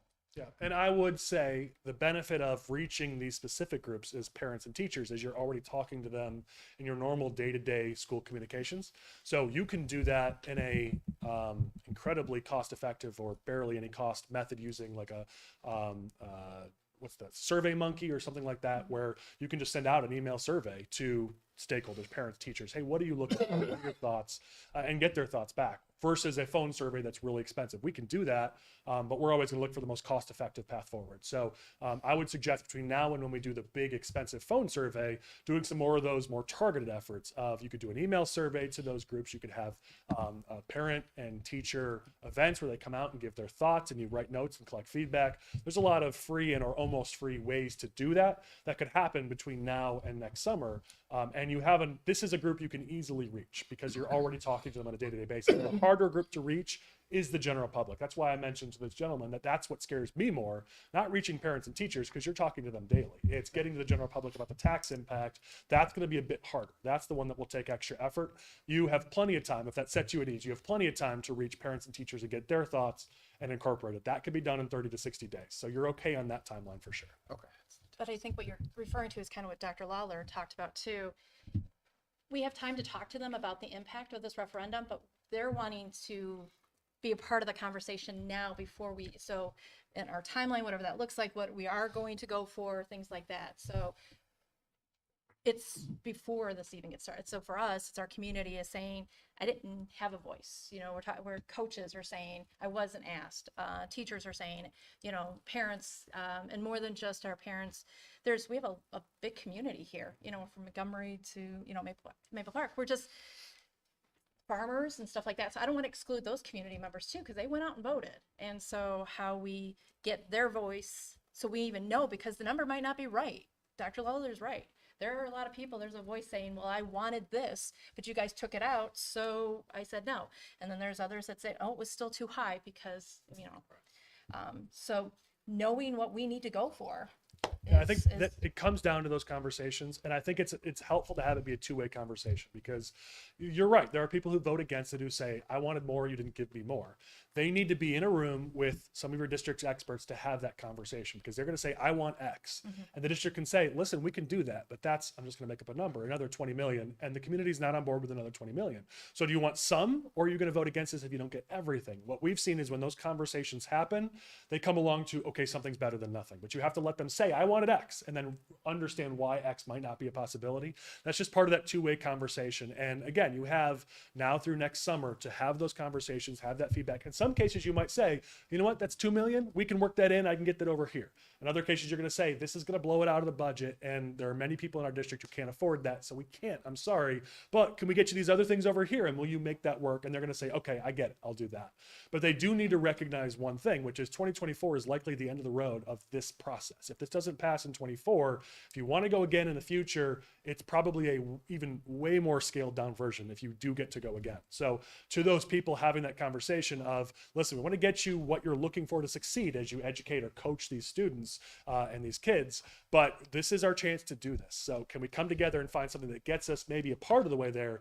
Otherwise, if we say, I want perfect or nothing, you might end up at nothing.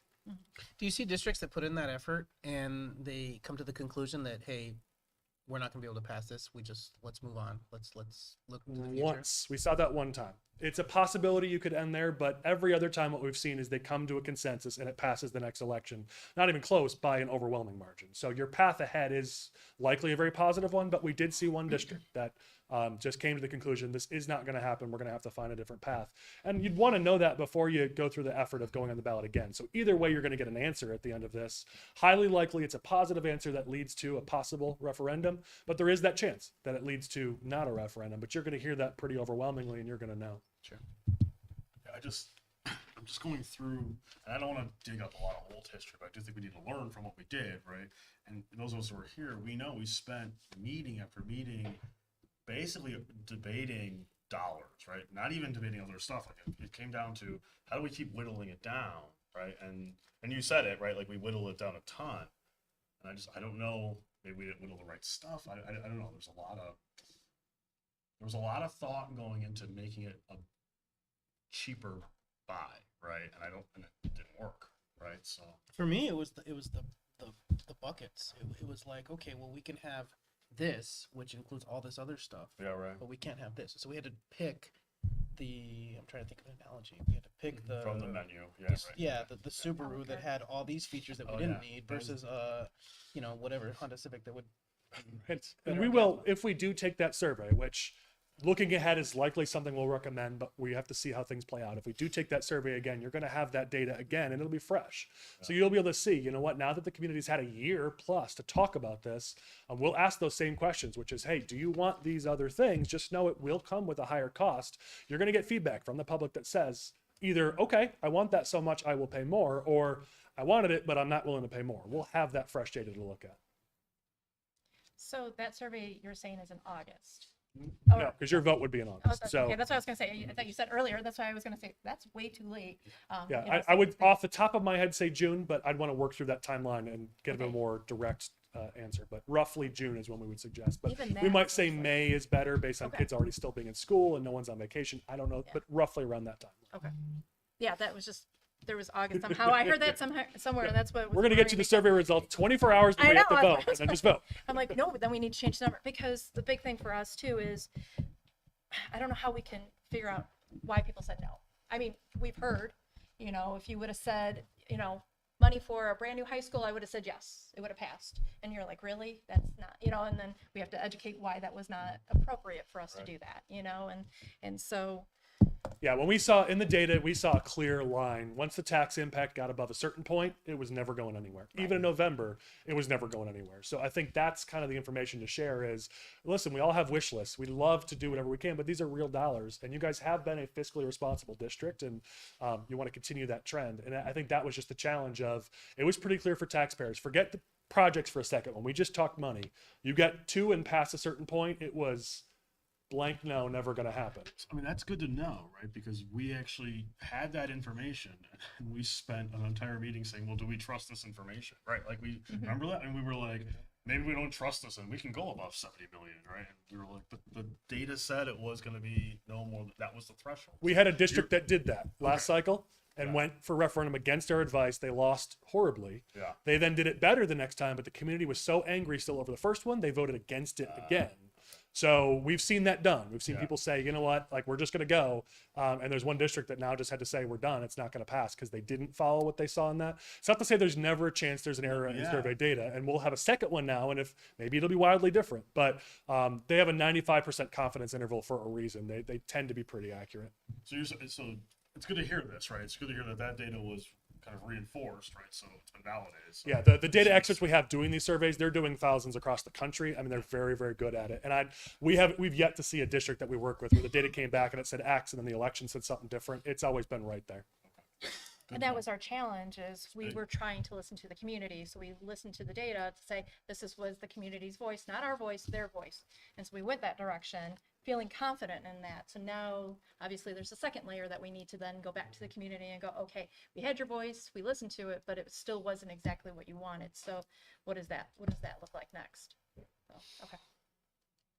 So with our timeline, we can take the data from the primaries and make our decision. I mean, because I'll be honest, I don't want to pay more in taxes. No one wants to. We all pay very high property taxes.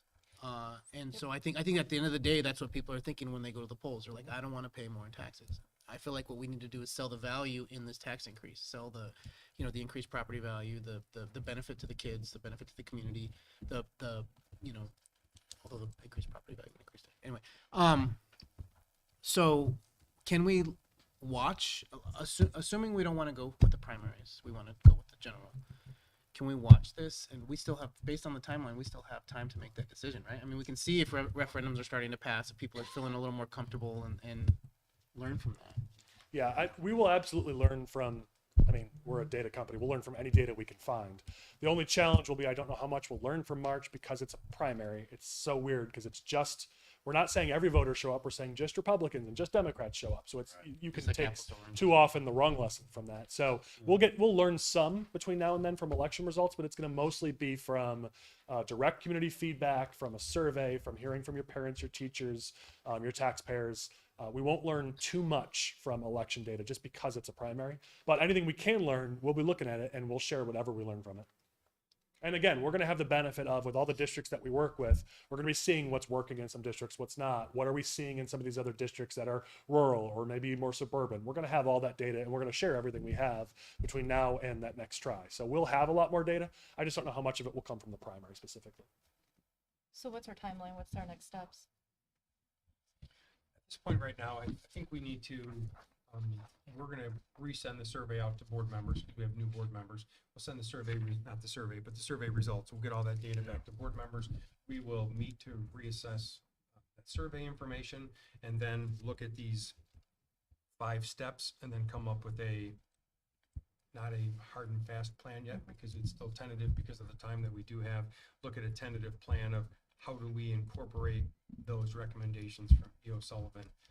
So we're still October from when the formal recommendation comes, correct?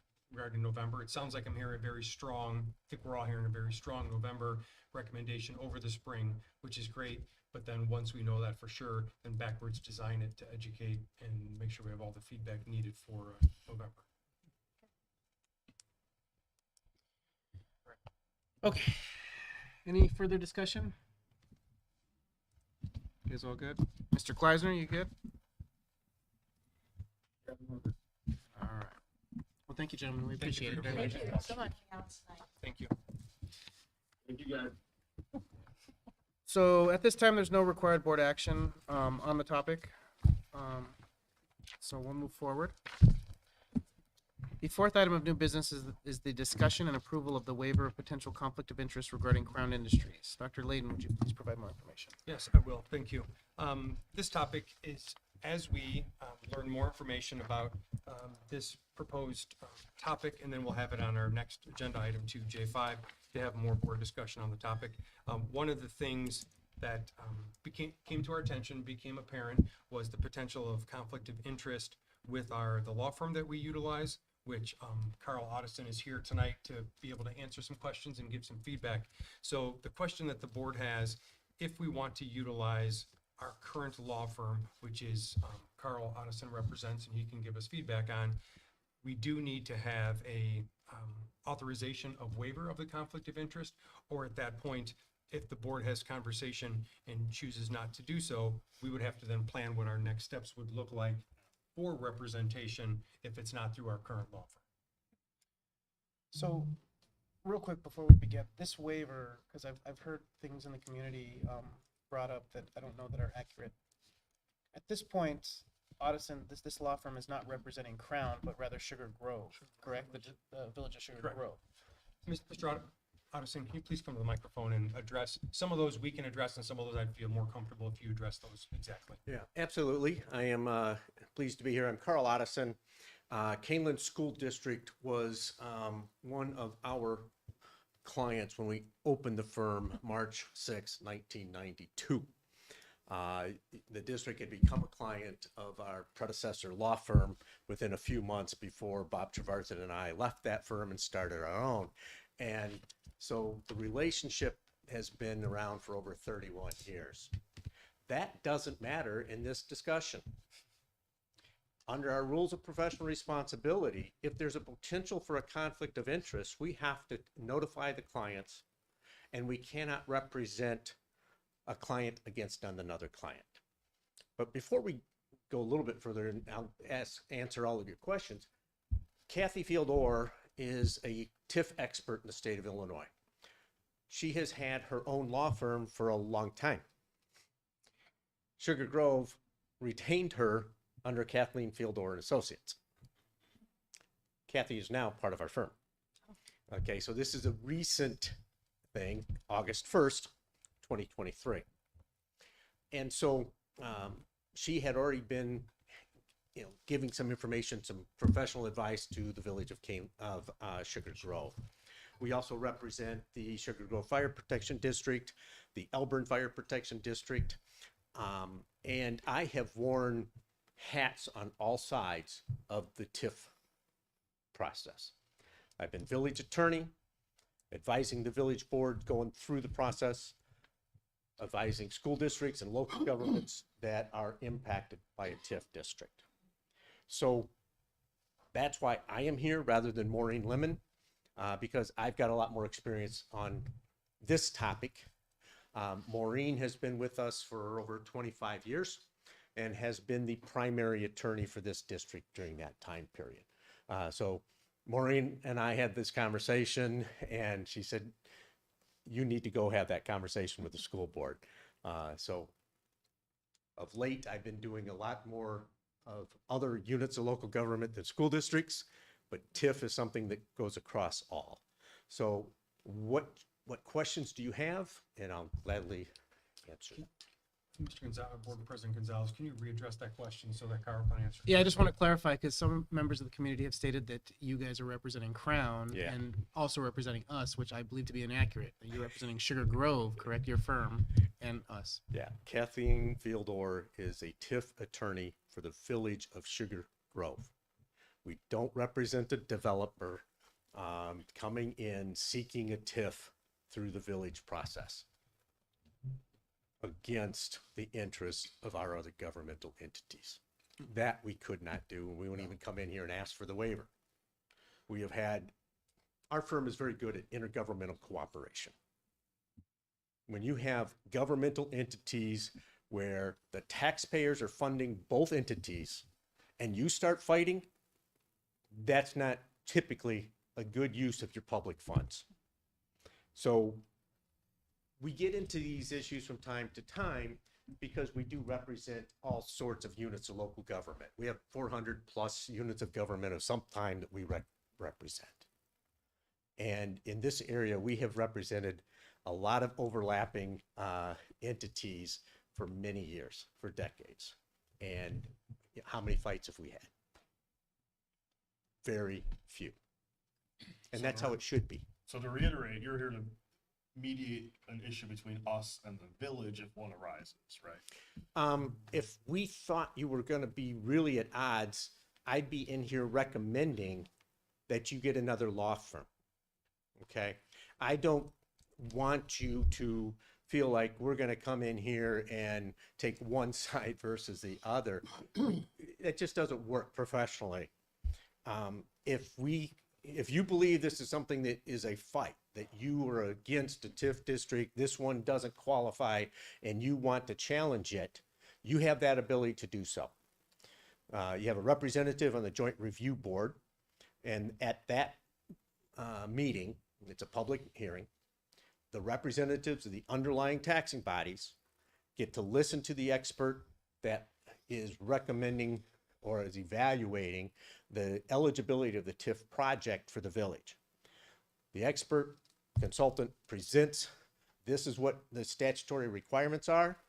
This is where this project fits. And I don't know, there's 3 different types of approaches here. I'm not sure what the village is wanting to do. Kathleen Fieldor and I haven't talked about it. We've kept it apart. And that's another option. It could be Maureen and I representing this, and it's called the Chinese Wall, which is necessarily politically appropriate within a law firm, that you put up a wall and the people representing this entity don't talk to the group over here. And that's what we would do anyway if this were the situation. The fire districts are okay with the joint representation. They are the ones that get hurt the most in a TIF district, because unlike the school districts, they get nothing out of the development. There's no protection for them. And they are there during construction, responding to emergencies for that. And then they're coming in after the development and not seeing that increment. School districts, you do have in the statute, you and library districts are the only 2 that have some protection. And if students come out of the TIF district, you take your tuition minus the increase in your state aid, and up to 40% of the increment dollars can come back to the school district to fund those students. So while you want to do a real quick TIF, or y'all understand it? But the TIF board would have to vote those dollars back to the school district, wouldn't they? I think it's July 1 or I forget the date. I think it's July 1 each year, but it could be later, September 30th. Okay. The school district has to submit to the village the dollar amount for reimbursement. And as long as it's under that 40% of the TIF eligible increment that's available, it come back. Now, it doesn't always fund 100%. Right. There's no guarantee. It doesn't guarantee funding of the additional costs from those students. Right. Yeah. So in your opinion, Mr. Addison, there is the likelihood of a difference in interest between Kaneland and the village of Sugar Grove? I don't know if there's a likelihood of it. There's a potential, and that's why you have the letter, sir, right? So if the Board of Education looks at the TIF eligibility report and you say, we don't believe this, we want to challenge it, we can't challenge it for you. Okay? Because your interest is village of Sugar Grove. If you review it and you think it's not worth our tax dollars to try to fight this because it's a losing proposition, then there's no issue. We go in and we work out the best deal you can. The village doesn't have to listen to any of the underlying local governments. The Joint Review Board can say no to it, and the village board can still do it. Then if that happens, anyone or as a combination, the underlying units of local government, some or all of them, can go into court to try to have the judge find that the eligibility study is wrong and that redevelopment project area does not qualify. That's the potential processes. And you get there, and right now, maybe you don't even have the information you need to make this determination, but we needed to tell you, because as of last week, there had been no filing of the developer. There's discussion behind the scenes, and everybody anticipates that it's going to happen. But there's been discussions in the past about a big development there too. So I'm assuming it's going to come forward. The village is going to get the request to go to a TIF district with a big development, over 700 acres, if I remember. And, that's potentially a huge impact, especially in this one that is so much residential as opposed to a commercial or industrial one. So school district interests are definitely here.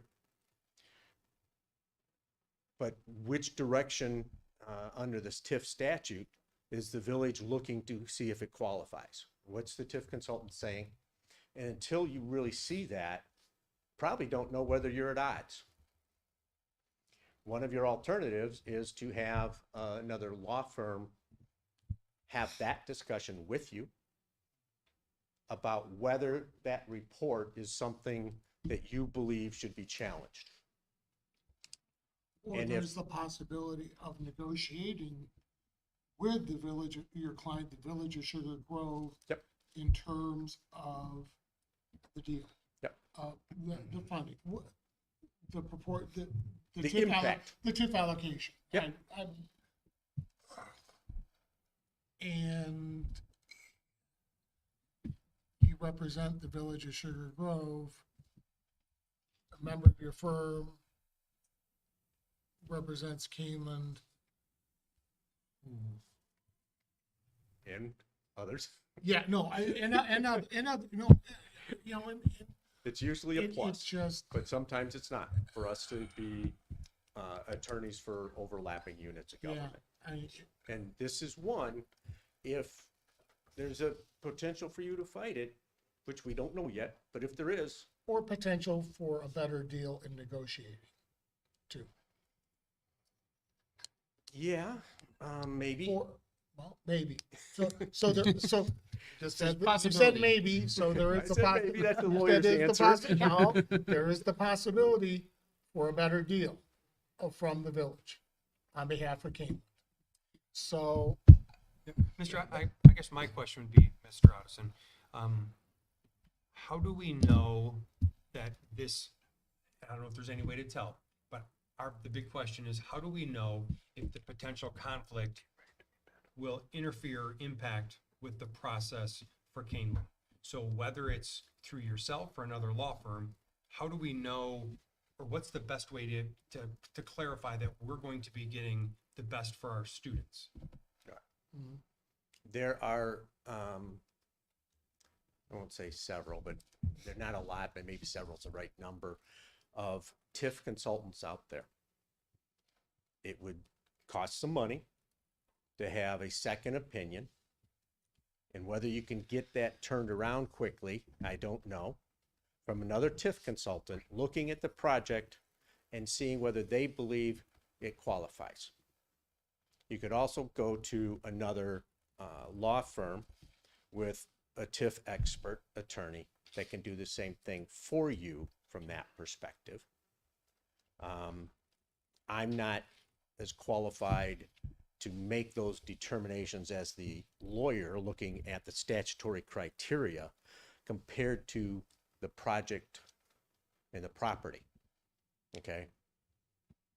So I'm thinking if you wanted to get that second opinion, it's probably better from Kane McKenna or a few other, and I could get you some names of different consultants that are not currently hired by the Village of Sugar Grove regarding whether it meets the criteria.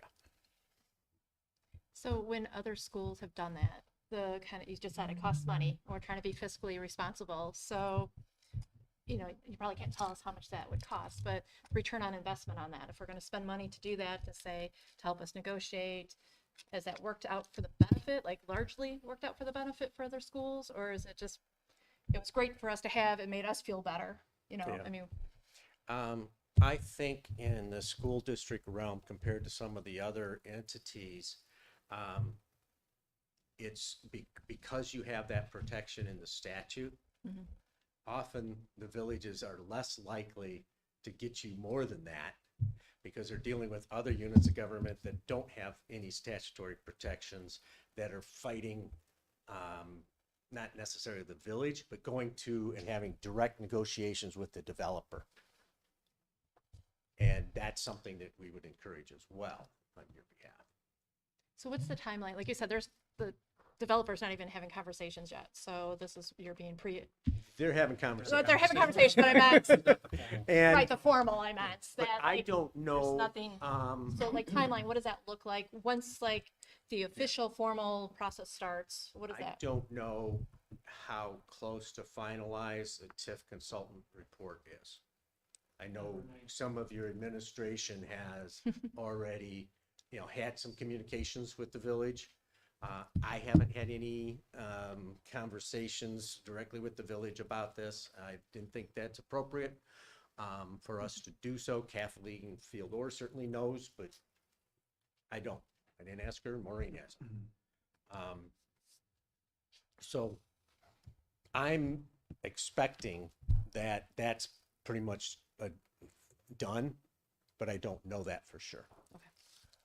So I have a couple questions. Yes, sir. Since you're retained by Sugar Grove, you cannot promise Kaneland School District's best interest in this, correct? We can certainly promise your best interests with splitting Maureen and Carl away from Kathleen. And we don't have any conversation with her except on behalf of the units of local government. We rarely do it that way.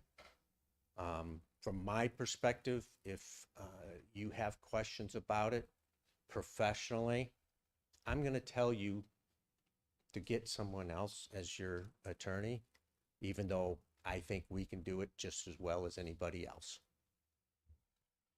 We know the topic well, we know the area well, we know the people. So my other question is then, as far as the fiscally, I'm open to looking at outside because my wife worked in a law firm. We had discussion about this. She worked there for several years. Major conflict of interest, and she said absolutely not. Red flag all day long. So then I go back as far as fiscally responsible is, do we have a remaining retainer with your firm, or do you bill by the hour? So if we do look outside, instead of retaining and spending more money, if you have a remaining retainer, that could be money that can come back, or if you just bill by hour, we're not really spending extra money, if you see what I'm saying. I'm going to show my ignorance on whether we have a retainer arrangement with you as a school. You do, and it's $300 a month. Okay. And that's a limited thing. Okay, I think that's probably for communications back and forth between the attorneys, addressing things by email and phone calls. I don't know if it's attending any meetings. I probably think not. It's typically the former of those topics. Yeah. Okay, so, at $235 an hour, which is I think what we are charging the district for regular work, your $300 a month doesn't get you much time. No, and I totally understand okay? that. Yeah. So that's it why would be hourly. That's why I ask. Yeah. So if you're hourly, okay. Because like I said, my biggest concern is it's a major conflict of interest. I'd rather have somebody that's going to focus on Kaneland, on our school district. They're going to work with us. If we have to spend an extra couple bucks, that's fine. I love my wife. I'm taking her advice. And I'm going with that. So I just wanted to confirm that it's a potential conflict of interest. Yeah. And that's why you have a written letter saying, hey, folks, red flag. Okay? That's not us ignoring a red flag. Yeah, no. All right? No, That's totally. we're here because of Yeah. doing what we need to do professionally. To your credit, you're acknowledging it and disclosing it. Which is what you're supposed to do under. Yeah, I would say 99% of the lawyers would do that. Yeah, no. But that other 1% Legally gives us all a bad name. No, it's fine. And we appreciate that forthrightness. Mr. Kleisner, you have something? Yeah, let's take a little step back here. We retain Maureen regardless, and that's completely separate from anything else. We're going to have to retain a separate lawyer if it's your firm or a different firm. We're going to spend the money one way or the other. So it's not about being fiscally responsible. If we're going to have an attorney representing us, we're going to have to spend either more money with your firm or a different firm, and it has nothing to do with what we have for Maureen working with the board as our lawyer anyway, right? So that doesn't really change anything. The other part you're talking about is getting a different TIF advisor or a TIF counselor to get a second opinion on, which would be additional outside of the lawyer, correct?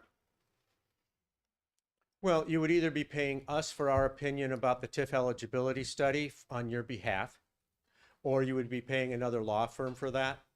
Either way, only okay. You'd probably only have one exactly. So this group doing it. Separate from what we're. My other question is, or my other point is, we don't actually have a horse in the race as far as how the village is going to vote or any of that stuff. This is simply just to make sure that we are able to do our best to capture as much money for the district and our students as possible through this if the TIF moves forward and everything else like that, right? I mean, beyond that, the lawyer's not there to negotiate or to be a part of whether or not Sugar Grove votes on this, or votes yes or votes no. It's just simply to lobby for us or be there for us as a support tool who understands the law and understands how TIFs work, correct? Yeah, I would say you are correct, sir. You know, the attorney to advise the board here, unless there's a very good legal basis to challenge the eligibility of the project for TIF designation, that the role will be to represent the school district in, there's only a few possible areas of negotiation. What percent of the increment from 0 to 100, and it's going to be more than 0 and it might be less than 100, will actually be designated for going to the village for paying of TIF eligible expenses? Are they limiting it at 70%, 50%, 100%? That's something that could be negotiated, but it's going to be what's the TIF budget and what's the projection of dollars that could come out of it. And okay, and then once that's kind of determined, then each year we have to go back and request that refund or reimbursement, correct? Annually, you would, once there's students coming out of the development, annually the school district needs to request the reimbursement from the village out of the TIF fund. Got it. Okay. Thank you. You're welcome. So I have a question. I think it's actually more for us based on the recommendation. So I guess it's two questions. One, this is the recommendation that's being presented to us, so maybe we could talk about why this is the recommendation. And two, from a point of voting, say we vote down this waiver, are we voting that they're say this right? We're still acknowledging that they're recognizing that there's a conflict of interest. We're just voting down the waiver.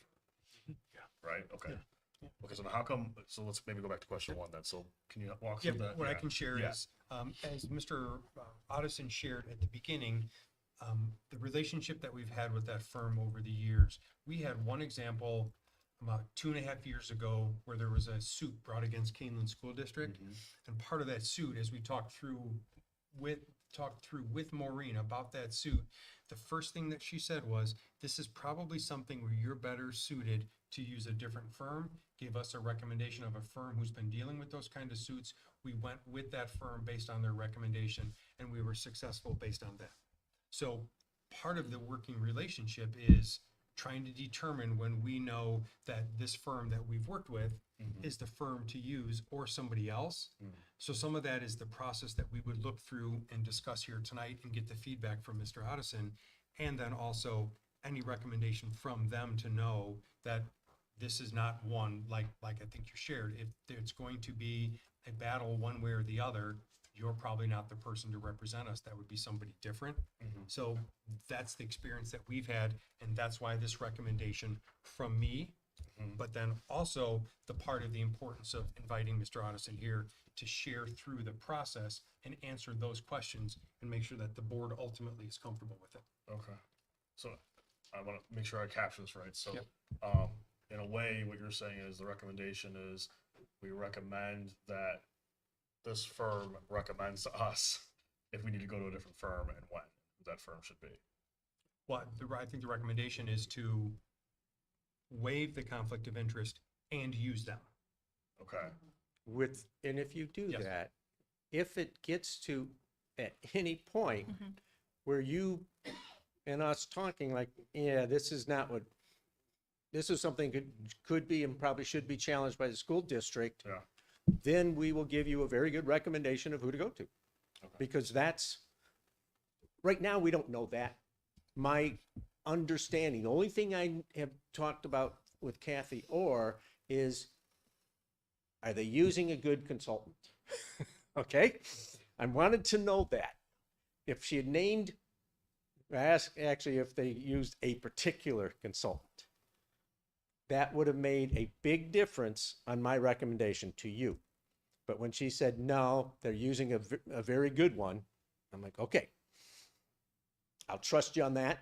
until I shouldn't, right? And if we get to the point like, this doesn't make any sense. And I've challenged enough TIF districts on behalf of other governmental entities, school districts, fire districts. I don't know, for the maybe a library as well. If there's a question, you'll know. And as part of this process, at any time where the comfort level changes, or maybe we need something different, this board can then re-meet and rescind that, and then look for a different representation. Absolutely. Forgive my ignorance as to the history of the district, but have we encountered this before? And if so, how was it handled? Because I understand there's a TIF in Maple Park, correct? And how was that handled? Go ahead. Yeah, well, we have, I can't answer, I've let Dr. Fuchs talk about the historical piece, but I think we right now across our district have anywhere between 5 to 7 TIFs that are active, that we go to the JRB every year, the Joint Review Board. We listen to the feedback and we see if there are questions. And we've worked with those taxing bodies in a relatively positive manner throughout. So that is the historical, that's the brief piece of the history we have with those TIFs that we're currently working with. But Dr. Fuchs, is there anything you can shed light on? Yeah. Any bigger action we've needed? So we have had where we've waived our conflict of interest prior to this with our law firm. It's escaping me what for though, but do you remember? No, Maureen would. No. Okay, let me How check long with- ago was Maple Park? Excuse me. Yeah, do you guys represent Maple Park though? We used to. Bob Ritz used to be the attorney for the village of Maple Park, Yeah. and was the attorney, now the firm's the attorney for Elburn after Bob retired. Okay. He was a former school board member here. Yeah. I just can't remember, but I know that this board has waived their right before, to the conflict of interest. But for the life of me right now, I can't tell you what for. I guess I'm wondering, have we ever received over and above the statutory limit, that 40%? No, No. not for a TIF district. And Mr. Addison, Yes, sir. your client, the Village of Sugar Grove, is obviously in favor of a TIF for Crown, or every inclination has been. I've not read one bit of their minutes. I haven't watched Okay. anything. I'm assuming you are correct. Yeah. Okay. I'm I'm just assuming that they're interested in a big development, but how much money they're giving away, in order to get it, But I don't know. They want to TIF it.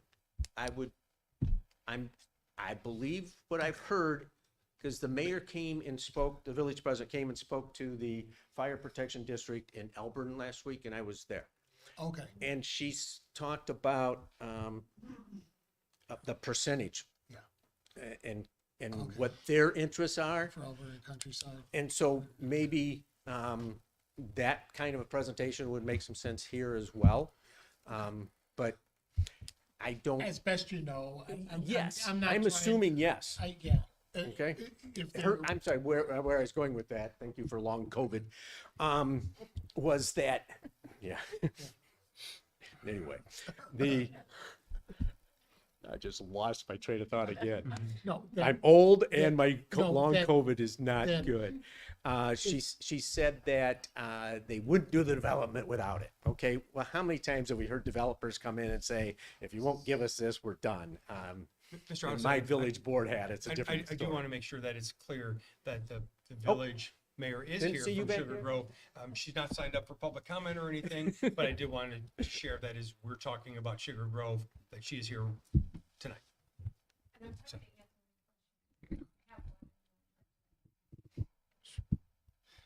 And I know Dr. Fuchs has an update in 1 second, but the other thing I would share is, and I think Mr. Board Member Maskowski, it was part of your question and maybe your answer, but there was one other potential TIF that was being looked at in Sugar Grove. And if you recall, it was about 5 or 6 years ago, that entity also came to the board and had that discussion with our board to hear the information and the details. And that is more information, that's just more information that we can learn. It's more that we can find out about and then be able to follow up with accordingly also. So that is something that will likely happen as those details later into September, October, and November are determined by the village. Is there any urgency to sign this? Or approve this? Maybe that's a better way to say it. A little bit, There is. because it impacts Kathleen Fieldor and her continued representation of the village as well. You know, if we do it with the Chinese wall, it's no problem with anything, but we can't represent both sides, and under rules, we should step out of both. So if we don't sign this, or we don't approve the waiver tonight, what is the ramifications of that? Well, we don't have any filing yet at the village, so do you have to do this tonight? Heck no. You have time. But once the filing takes place and the representation is needed at some point, that's when our board will have to take action on this. Yeah. Before the joint review board, when you get the materials for that, that's it. And typically, representing the units of local government, we don't get to know a whole lot about the TIFs unless the villages are open with the units of local government beforehand. Sometimes we get the information at the joint review board. And that's not very helpful. And I've been a thorn in some community sides because of that. You don't help us to know whether the local government should be fighting this. Surprise. It's not a good thing. But as long as you have a good open discussion up front, you get to see what it is. It makes it a lot easier for these conversations and decisions to take place. So I only ask this, guys, because if we're leaning to shooting this thing down, I know some people have already kind of said that, right? I think we need to figure out what plan B is then. At that point, Plan B is having a discussion with you or Maureen to get recommendations of firms around here that we would want to investigate, and then we would investigate utilizing one of those. The cast of usual characters in the school law, there are, a handful of very good school law firms that have dealt with a lot of TIF issues. So yeah, that's easy to do. The conflict of interest that we waived before was between us and the Village of Melbourne, and it was with regard to the park site that we were working together with, trying to let them manage our property. Oh, that's right. I do remember that now. And I do think there's one other one, but it's been a while ago. What year was that one? The Elburn that you were. January of 22. Yeah, it was recent. I know, I'm sorry. I am, It seems like forever ago, but it's not. in over 30 years, I think there's probably been 2 or 3. Yeah, it's not very many. I would agree with that. Okay, is there any additional discussion? Any other questions? Mr. Kleisner? No, sir, thank you. All right. Thank you. Thank you, Mr. Austin. I appreciate that. Thank you. So at this point, I'll entertain a motion that the Board of Education approves the waiver of conflict of interest regarding Crown Industries with Addison, Denolfo, Hassenberg, and Castaldo, forgive my pronunciation, LTD. Looking for a motion. So moved. Second. And roll call, please. Mr. McCauley, Nay. Dr. Lawler, Nay. Mr. Gonzalez, Nay. Mr. Mankivsky, Nay. Mr. Kleisner, Uh, Mrs. Simmons, Nay. Mr. Cook, Nay. Motion fails 7-0. Thank you. I'll follow up with the Board of Education accordingly. So is that how we proceed at this point? We'll just wait for the names and you'll bring it back to us? Yes. Okay. Thank you. Thank you, Mr. Addison, for your time. No. Okay, the final item of new business is the discussion of Crown Industries' proposed project in Sugar Grove. Dr. Layden. Yep, I have, the information that I'm going to share is limited because what I'm sharing is from the scope of one meeting that Dr. Fuchs and I were invited to attend with Crown Industries. What typically has happened across the district when there are either potential projects, if there are vendors, if there are people that feel like there might have an impact in the district or utilize the district, they will reach out for an initial contact, whether it's through a principal, through Dr. Fuchs, myself, and we'll entertain and engage in those meetings to gather information. And again, there'd be no action ever taken or be able to move forward with that unless information has come to the board. So we had that meeting on June 1st, and then that followed up immediately with information that I shared with the board after that, which included the two meetings at Wabansie Community College on this project. Those were June 5th and June 12th. I attended the June 12th just to gain and learn more information to be able to bring back to the board in an update. So what I want to share with the board is just a couple highlights of potential impact to the Kaneland School District. I know there are several, but a couple that would have a primary interest. Number one, as we look at the proposed project from what we know on June 1st. And again, that's all the information that I can share because that project has not been finalized yet, and we've not been invited to any additional meetings or have that information shared publicly at this time, because I believe it's still under review.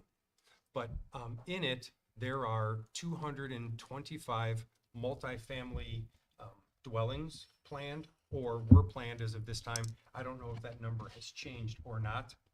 And as we look at that, one of the things, we don't have the exact number, but there is a multiplier to utilize to look at what the potential student impact would be, also based on whether they're apartments, townhouses, or single family. The other piece would be the fact that the build out, at least initially from June 1st that we learned, is a 10-year build out with the first 5 or 6 being land development. So the first time that we would see students would be potentially, again, based on June 1st, a plan 5 to 6, 7 years down the road. The other thing that I wanted to share, as we shared in the previous topic, there are several municipalities who already have TIFs in place that we do work with and have worked through that process. We do go to the joint review boards, we gather the information, and we share updates with the board. But I know part of this conversation, as the board had talked about this previously, that the board wanted to have tonight would be, as our board and the school district works with 9 municipalities, there's varying degrees of interaction that our board has with 9 different municipalities, and our board has in the past had a stance that they've utilized when coming into these conversations with potential TIFs, and wanted to bring this information to the board and let the board have that conversation, because that may help also guide some of the future work of this board in relation to TIFs, and specifically related to this one, which is the Crown Industries. And if you want, I can share what that previously was, or I don't know if your board wants to have discussion at this time. I would say, if you don't mind sharing. Yeah. Because of the fact our Board of Education and Kaneland School District represents and works with 9 municipalities on an ongoing basis. We meet with our municipal leaders every fall, and then we also have conversations throughout the year with projects that are going on, with new restaurants, number of housing permits that have been pulled. We have that ongoing relationship with all of our municipalities. In the instance that that Kaneland board had this conversation previously, at that point they determined that there would not be a formal stance from the board to say either yes or no to the different TIFs that have been brought up, as opposed to we are going to work with each of the TIFs, work with each of the municipalities to see how we can best work with them to the advantage, greatest extent possible for our district, whether it's in land, whether it's in fees, whether it's in other ways that we regularly work together. Because again, with 9 municipalities, we're regularly working with all of them, typically on something. So that is what our previous board did with conversation regarding the Heartland recycling plant. That was the last conversation that the board had in earnest when it came to TIFs and TIF related. So if I understand correctly, even if we had an opinion, it really wouldn't impact anything other than the public's perception of the project, right? I mean, we could take a stance and it really wouldn't affect the outcome of the project. I can't say it wouldn't impact the outcome, but the final vote itself doesn't. I would like to think that the surrounding districts or surrounding municipalities that we work with do listen to us and do engage in that conversation. But as far as trying to get what we can, as Mr. Otteson shared, within the statutory amounts, that's as far as we can go typically. And then when we go to those joint review boards, that's what we hear. But in relation to a formal vote, the villages within the TIF legislation have the right to move forward regardless of what the vote is. But they have worked well with us in the conversations that we have had. We do have good working relationships. Well, I think now's our opportunity to get it out there if we have any questions or want to have a discussion regarding this. You know, how it's going to impact our students, how it's going to impact our teachers, our district. So, And some of that we won't fully know Well, until the plan is filed, and then we can learn more after that, because again, those plans may be exactly intact from June 1st, or they could be different. I should say the potential. Yes. So the elementary school that would be affected by the residential would be, help me out here. The John Stewart or KBK? No, I don't think it'd be John. John Shields. John It'd be Shields. Shields. Oh, that's right, because they go past there. Would be, That's right, they go you know, down 47. and what's capacity, what's head count capacity right now? What are we looking at? District-wide, I know that we're at about 70% capacity, but Dr. Fuchs, do you happen to know specifically to John Shields? Not specifically, but I can give you a pretty close guess. We're at about 450, between 425, 450, and it holds 750. So there's plenty of capacity. Additionally, we have the ability to shift our boundaries as needed.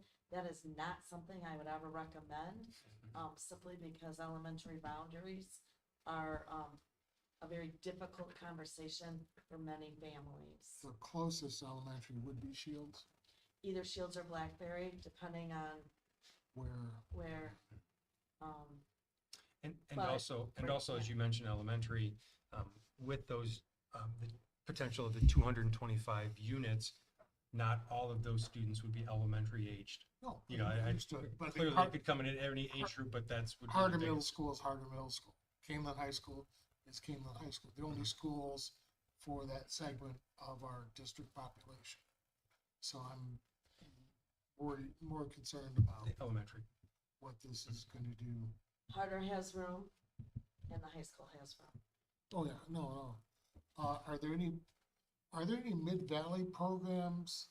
I know there's Mid-Valley hosted over at both John Stewart as well as Blackberry.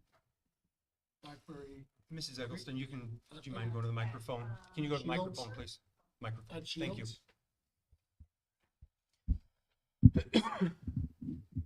There are no Mid-Valley programs at Shields. They are at McDowell, Blackberry Creek, and Stewart. Thank you. And I guess Shields is down to 402 kids right now.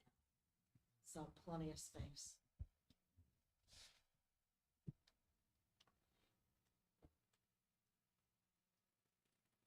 So I think historically, the board didn't take stances in these situations for a few reasons. I think that goes with Dr. Liv and Dr. Fuchs, you want to correct me, but I think part of that was we don't want to alienate our communities, right? And our 9 different communities often align differently, right? So it can be very alienating if you're like, well, it's fine for Elburn, but it's not okay for Sugar Grove. You know what I mean? Like we could start getting into these kind of things, right? So that's historic. I think that's a big piece of historical why we kind of kept our dog out of these fights. That's accurate. Yeah. Is it fair to Which say? I learned as I was talking about these things in that process, right? So, Yeah, the last time. yeah. Is it fair to say that of the previous TIFs you've mentioned, this one would have the largest impact on the district, potentially largest impact? Yes. Or have we? Okay. The whole section. Yeah, it's It's a whole, significant. it's not more than 640 acres, that's a whole section.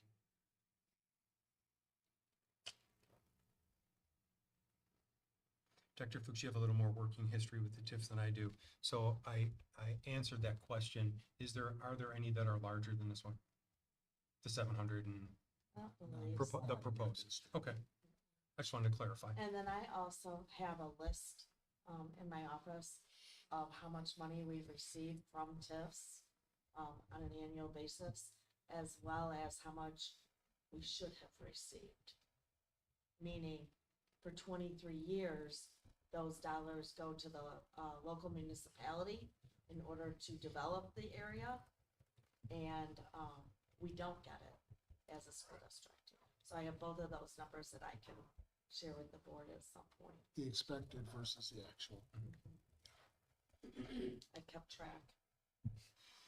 So the understanding is that, or potentially the understanding is that if this is filed, the village will accept under given terms. I mean, are they in favor of it, or because this could all be I moot if they can't don't? Speak for the village, I'm sorry. Yeah. I mean, can we ask? Would you be able to elaborate a little bit Yes, on you can the entertain status? somebody from the audience. Would you mind if we brought you up to the microphone?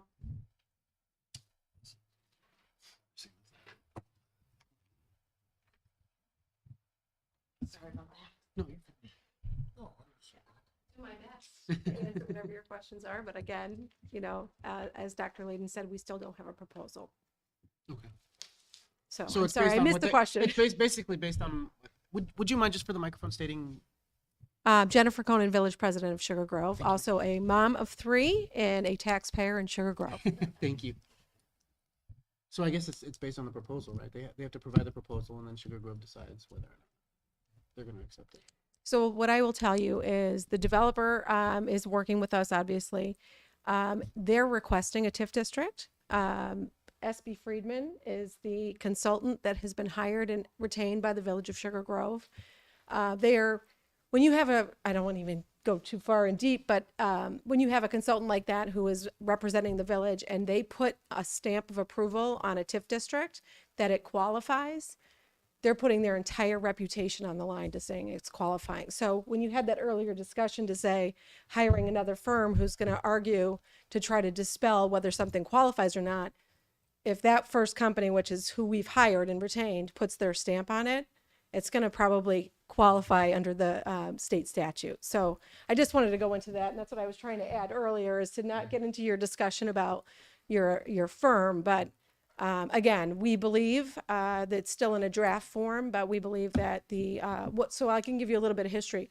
We had one consultant called Moran. They were out of St. Louis. They did an initial study last year for the Village of Sugar Grove. They're 5 hours away. You have to make public hearings. You have to make JRB meetings. Obviously the founder of Moran passed away recently. So we retained Kathy Orr, and we were already working with SB Friedman on the financial analyst portion of the TIF district. And so now SB Friedman took over for Moran on the qualification, because another company is not going to take the word of one company on whether or not a TIF district could be created or qualifies. So that whole study just started. We believe it's going to qualify, and I think it's going to qualify differently than Moran. I mean, it's still under the same kind of things, but with a higher percentage based on downstream flooding. So that's kind of the issue for the property. As far as TIF districts go, I think that Julianne Fuchs and Dr. Layden can attest that the Village of Sugar Grove in the last 2 years has been extremely responsible with the TIF districts that we have. We've declared over $1.2 million in surplus money, so that's not budgeted for you all. That's extra dollars that doesn't come out of your property tax levy. We have full intention of moving forward in a similar manner if this TIF district passes. We know that if nothing happens on that land, it's producing $62,000 of increment for the school district. So you're not getting anything today, nor is the village, nor do we have more residents to patronize more businesses, so we can't get the businesses. And in Sugar Grove is another added kicker. In this area, we have one of the highest taxing districts of the entire Kane County.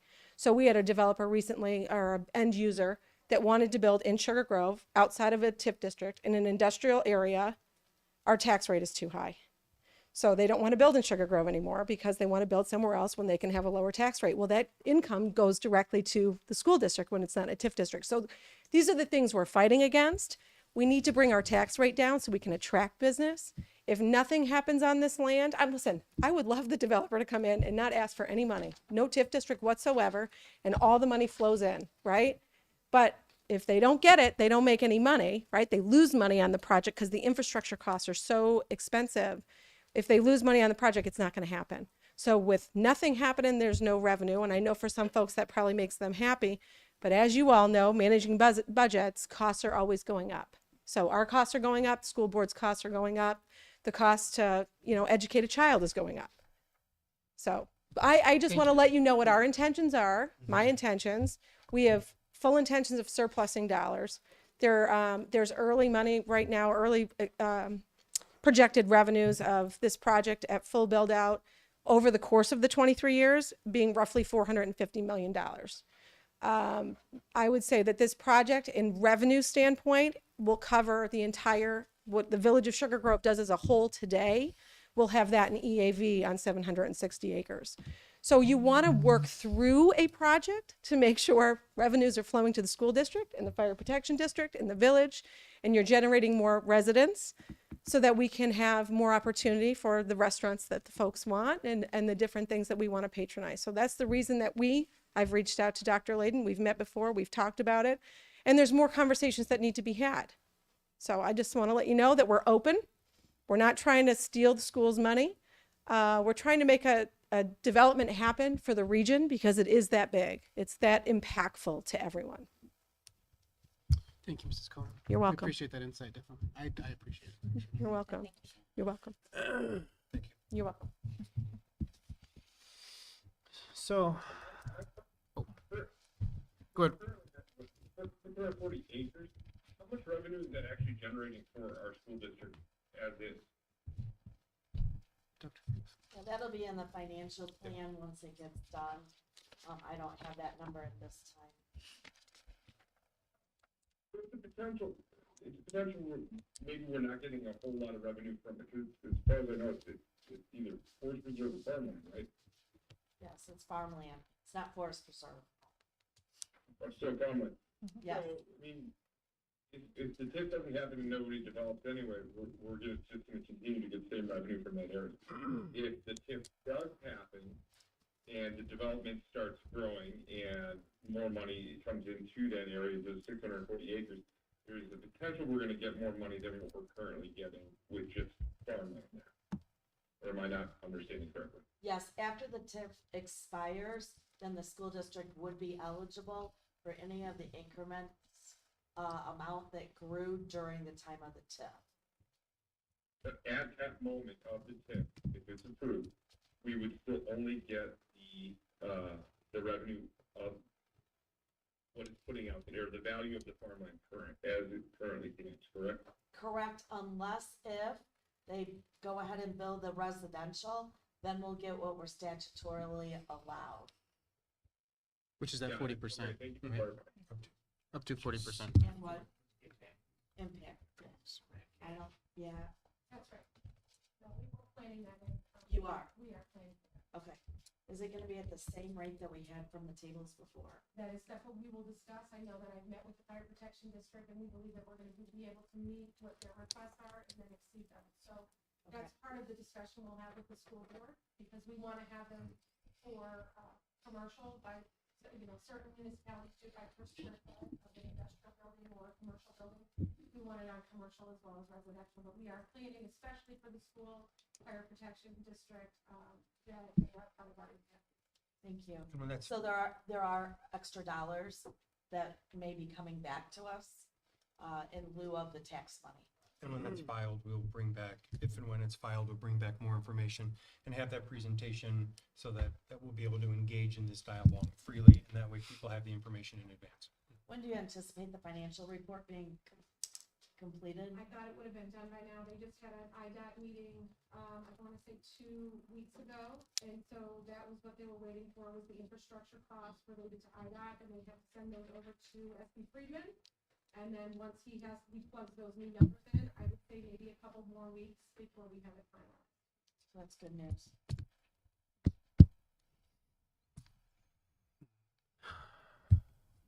Any further discussion, questions? Insight? I just wanted to bring up something that was brought to my attention. So Blackberry Creek had a program called the Watchdog Program. This was pre-COVID. I didn't know, is anybody else familiar with it, or did your elementary schools have that? I'm familiar with it, and our security task force spoke about it today, Oh, but I think we're still, I was gonna ask, is that? oh, part I'm of the sorry. I TIF? thought. Yeah, we're, no. I'm I don't sorry. I think was, we I was closed on the out next. K5 My yet. bad. Oh, sorry. I thought you said open discussion. We were down. Okay. I apologize. Yeah. I No, I'm apologize. sorry. So I believe as this topic was brought up, I don't know if the board wanted to, I know there's no action for this, but previous boards have shared where they were, and I shared that, and I didn't share that as necessarily the answer for this board, because that's what the board has to determine. So I just want to see if there's closure on that piece before we move off of J5. Yeah, does anyone have an opinion as to whether or not we would like to take a stance, is what you're asking, basically, or Correct. just follow? I think it'd be important for the board to be able to state that, because as this process moves forward, we've had one person come to public comment already. There might be more that follow, and I think this board has worked to try to get all of the information that we can on any and all of the tips and what those impacts would be for us. Sure. And I don't think this should sway our opinion, but maybe it's just additional information. I do think it's problematic to take a stance because we are usually not as well informed as the villages are, or as these other entities are, right? They tend to have a lot more information than we do. So if we take this stance and we're like, oh, sorry, that was a bad stance. And then next week we backpedal and we're like, we have a different stance now. This is the game. I think that's not really positive or useful, right? Well, to echo your point earlier, I think it's valid that we also don't want to alienate a community in our district. Yeah. It's potentially brings up further ramifications. So I would vote to, if we were to vote, I would vote to not take stances on these things. Should we just do like a consensus? Um, Or, You can do a consensus, yes, because there is already the topic on the agenda. So if you want to take a consensus from that, yes, you can, but that's not a formal action. I would move to table. Let's see what the Village of Sugar Grove, the TIF plan comes back with. I really want to see the details. Agreed. Move the table. But that's not, because there's not a recommendation or action needed, Okay, nothing needs to be tabled. You can just say you'd like to have the discussion bring it up at a. further when you have the more future- information. At a future, okay. okay, so then, why don't we get a consensus then at this point, on the request to table the discussion, for a future date, at which time we'll have more information, After more information is available. after more information is available. Okay. Ryan, could we get a, verbal thumbs up or thumbs down from you? Thumbs up, all right. Okay, that will essentially close out J5. There's no required board action on the topic. Thank you very much, Mr. Austin. And Mrs. Cohen, thank you. Okay. So at this point, we'll move on to the superintendent and board report, and I will turn it over to Dr. Layton. Yep, I have two or three, thank you. First of all, just a reminder, I've shared some information, but more information will follow. October 26th is our Kishwaukee Division evening workshop. And if you recall, there's only two of those a year. There's one in the fall and one in the spring. And as that information comes out, if you are interested in attending, that one's at West Aurora High School. And it's the power of positive leadership is the topic. Because if you remember, there's a business meeting, there's a dinner, there's a tour of the West Aurora facilities if you would like, and then there's also about a 25-minute presentation on whatever that topic is for that event. And there is a registration and a cost for the dinner, so I do need some lead time in advance, probably by October 1st or so. So if you make your decision by October 1st, if you're available for that night, please let me know. And then Can also, I just add to that? Because Yes. I'm scheduled to do the CAC, be at the CAC, but I'm willing to, if somebody else wants to take my spot for that, I can go to the Kishwaukee thing.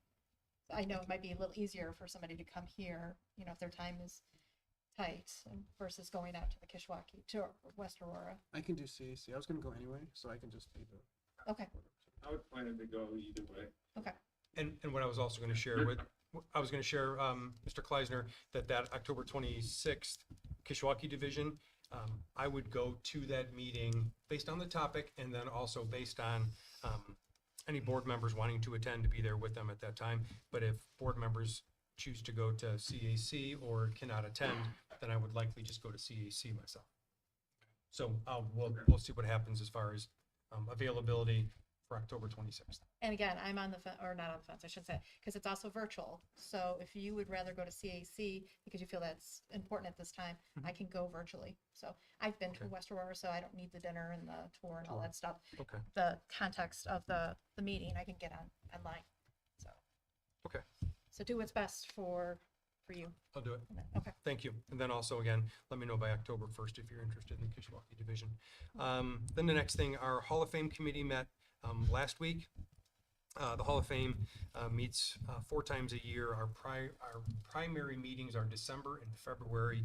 December is to look at all of the Hall of Fame applicants.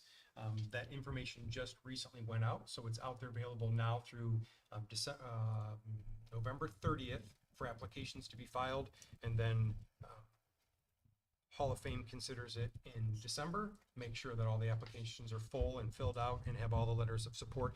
Then February, they take action.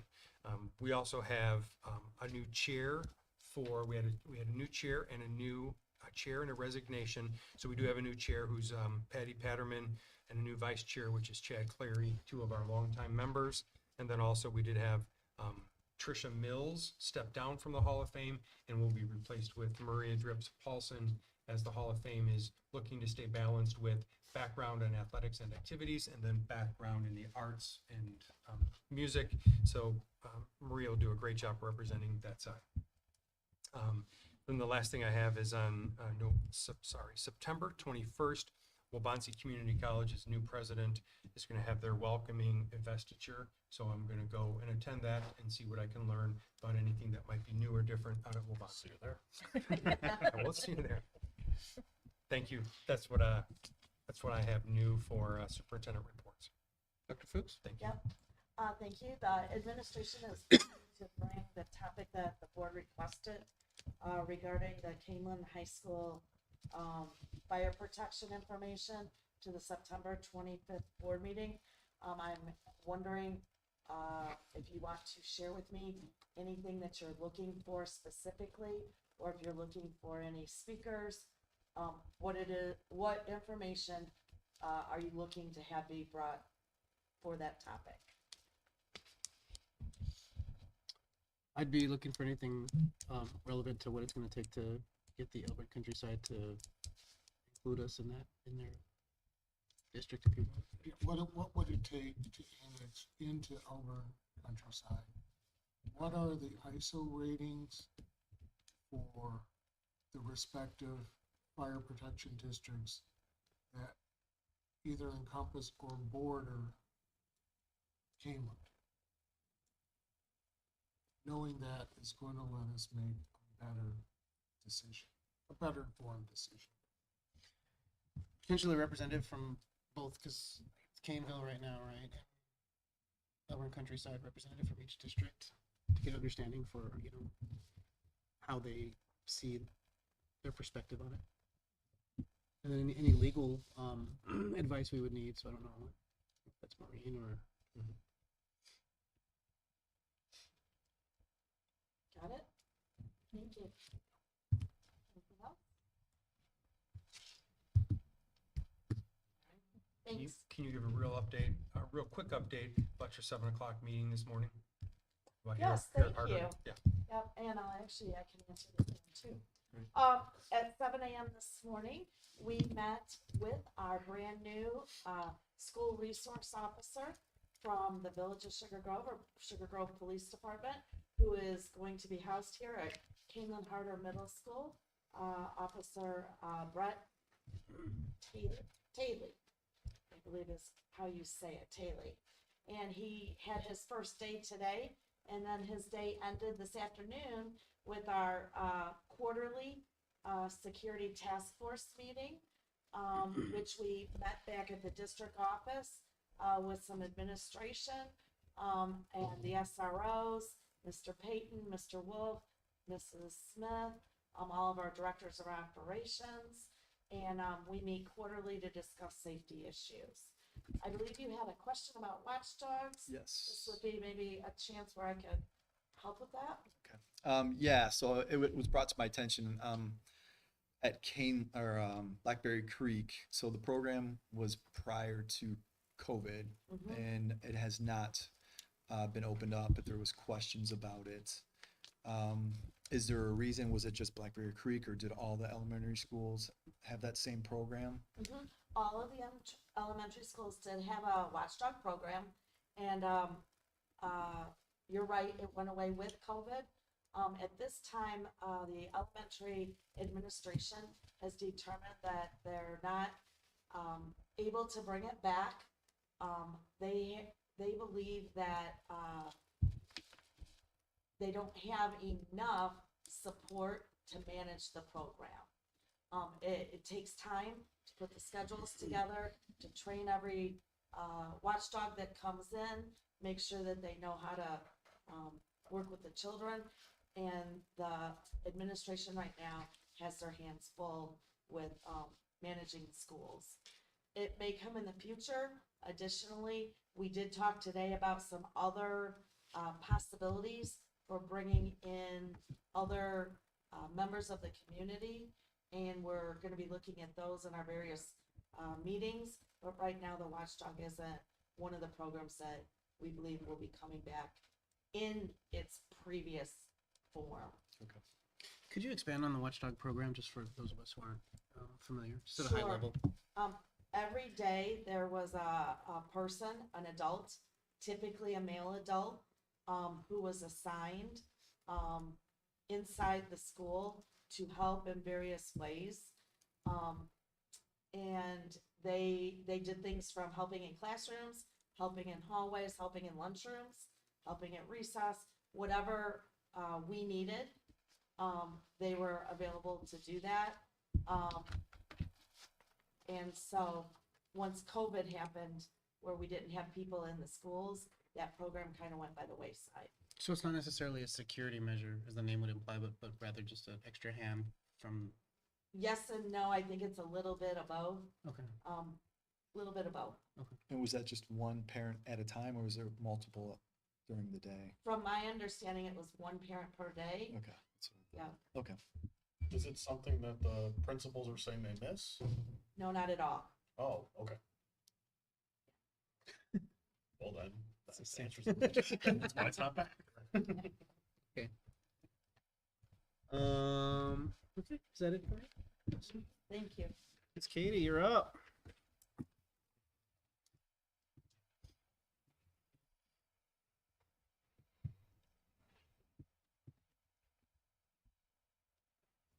Good evening. I would just like to start off by saying last week on September 5th, the College and Career Readiness Center opened in the lunchroom at KHS. And then for those who do not know, students can go to the center during the high school's lunch periods to get information and ask questions about the different pathways after high school. The center is open on Tuesdays, Wednesdays, and Thursdays. For high school students who want to visit the center, or parents who want their child to visit the center, students can make an appointment or just walk in. For sports updates, this board meeting on Friday, September 8th, Kaneland varsity football lost against Morris 43-33. While we did lose the game, spirits were high, as the theme for the night was Cal's Angels, which spreads awareness for pediatric cancer. For some recent wins, girls varsity cross country placed 7th at Wakanda cross country invite with a total of 169 points. Boys cross country finished 8th at Loaded first of the finish invite with a total of 304 points. And boys varsity golf took 7th place at Batavia invite with a team score of 315 points. Unfortunately for us, all levels of girls volleyball fell to Ottawa Township and girls tennis fell to Wheaton Academy. As for the marching band, they did well over the weekend and placed 3rd at their first competition of the season at the Marching Chargers Jamboree. As a student council member, Student council and class officers are working hard in this year's homecoming preparations. Homecoming week is the first week in October this year, with the football game being on Friday against Marengo and the dance that Saturday night. While more information is to come, the theme for this year's homecoming is Once Upon a Time. And then for upcoming updates, once again, the high school's makeup picture day is Monday, September 18th. Thank you. That is all for tonight. Thank you. Thanks. Also want to let you know one thing regarding Katie. We meet typically before each board meeting just to review topics and discussions. And one of the things is a follow-up to the Board of Education. October 11th, I shared with the board that we would be having a standards-based grading update. And so one of the things we're looking at is Katie and Katie's inclusion on behalf of the students with some feedback from the student voice. Because I know one of the things we talked about was survey information and feedback information. We're looking into that, but one piece that we'll be able to utilize with Katie is that piece for that morning or for that meeting, whether it's presenting it or sharing data, but she would work through Mr. Raleigh to make sure that we have that information. So we're excited for that opportunity because it'll be one of the first times that our student ambassador has been able to branch out past just regular updates. So thank you for that in advance, Katie. Yeah. So don't quit. Thank you. Don't quit. Stay with us. Thank you. Great. So I guess let's move on to topics for future agendas. Anybody? Mr. Kleisner, you good? Yeah, I'm good. Okay. All right, well then we'll move on to round 2 of public comments.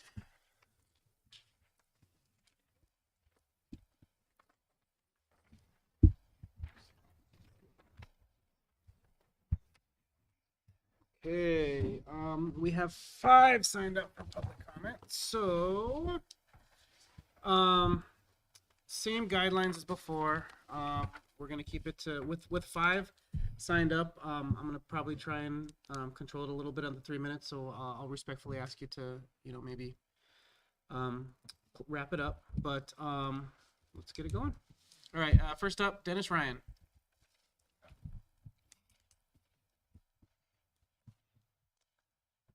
I'm Dennis Ryan from Melbourne. Because of the late hour, I'll keep it short. Tonight you discussed your upcoming referendum, and also you discussed the situation with Sugar Grove and the attorney.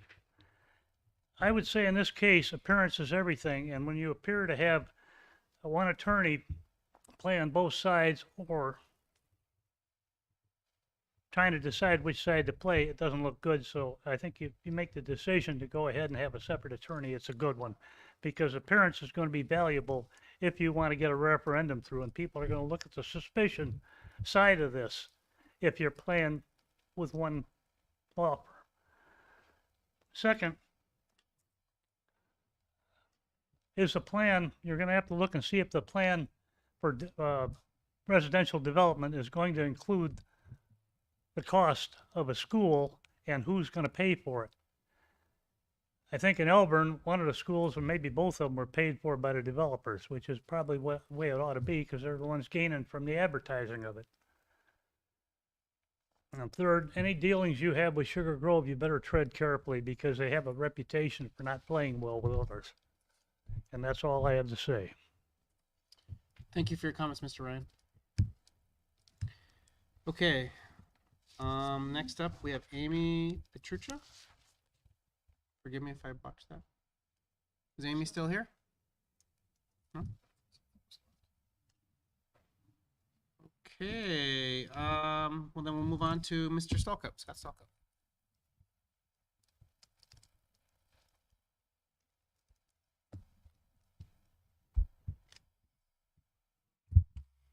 Scott Stalkup again, Sugar Grove.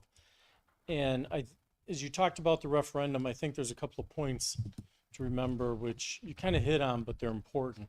One is there's a lot of people watching what happens with the TIF and the Crown. It's going to be important that you convey what money you're getting from that and what money you're not going to be getting from that, because people want to know if you're leaving a bunch of money on the table there for whatever the reason, why are we going to pay you on a referendum?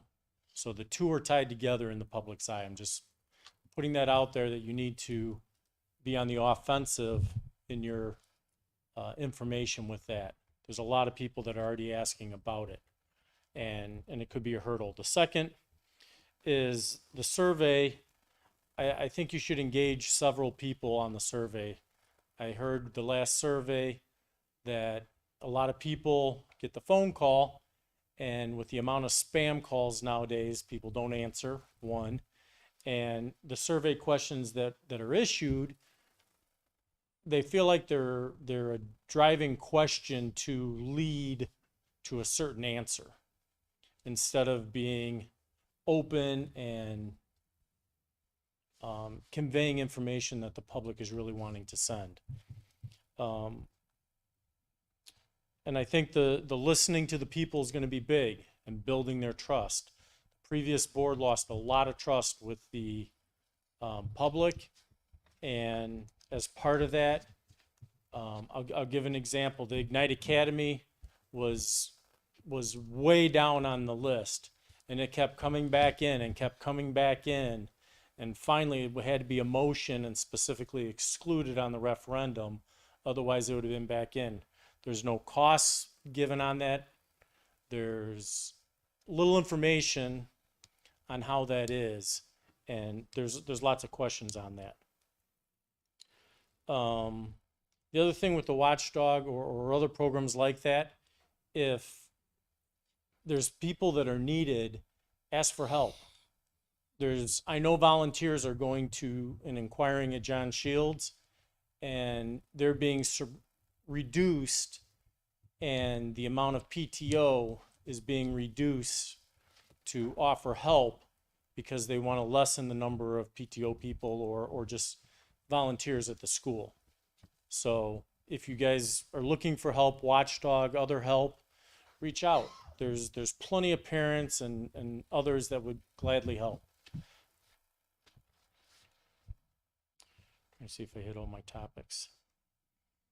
And then the other is back to the crown. That's going to be important if you are going to have a chance at passing a referendum. So, thank you. Thank you, Mr. Stalkup, for your comments. Okay, next up we have Mrs. Albano. Sheila.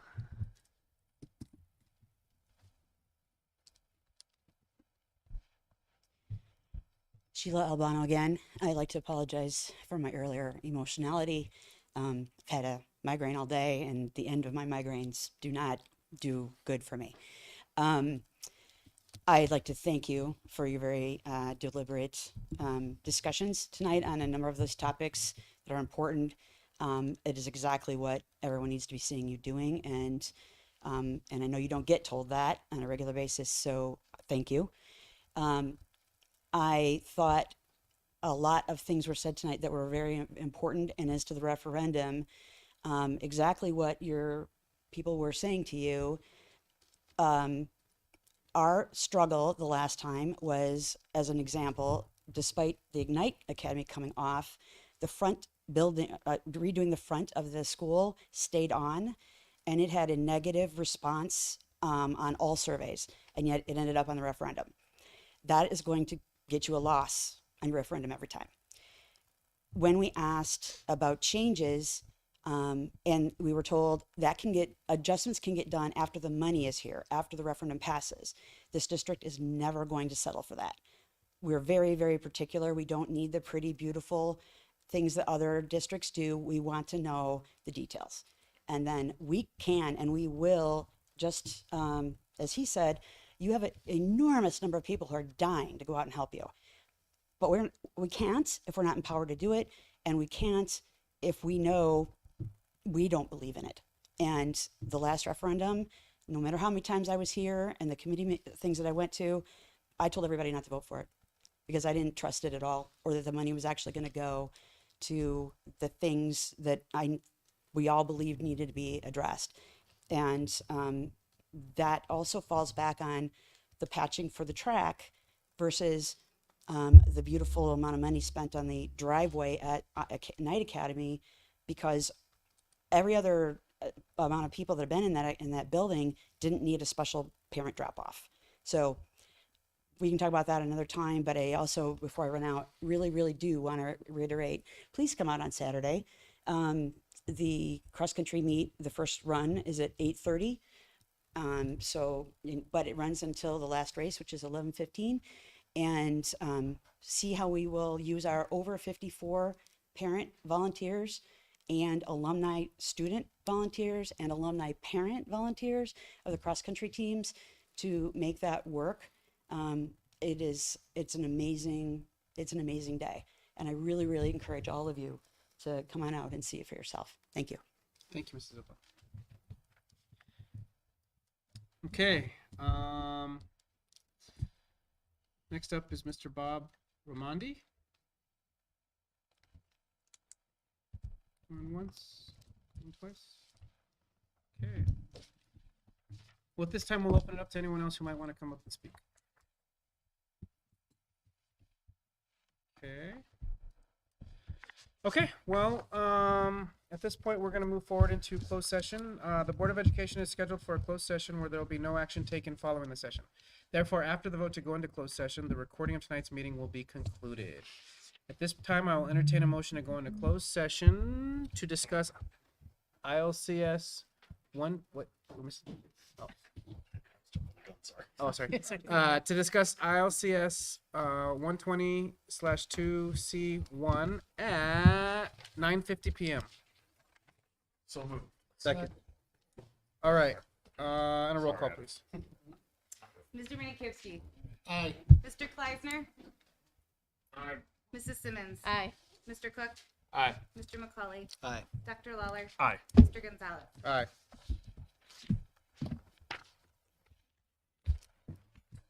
Motion carries.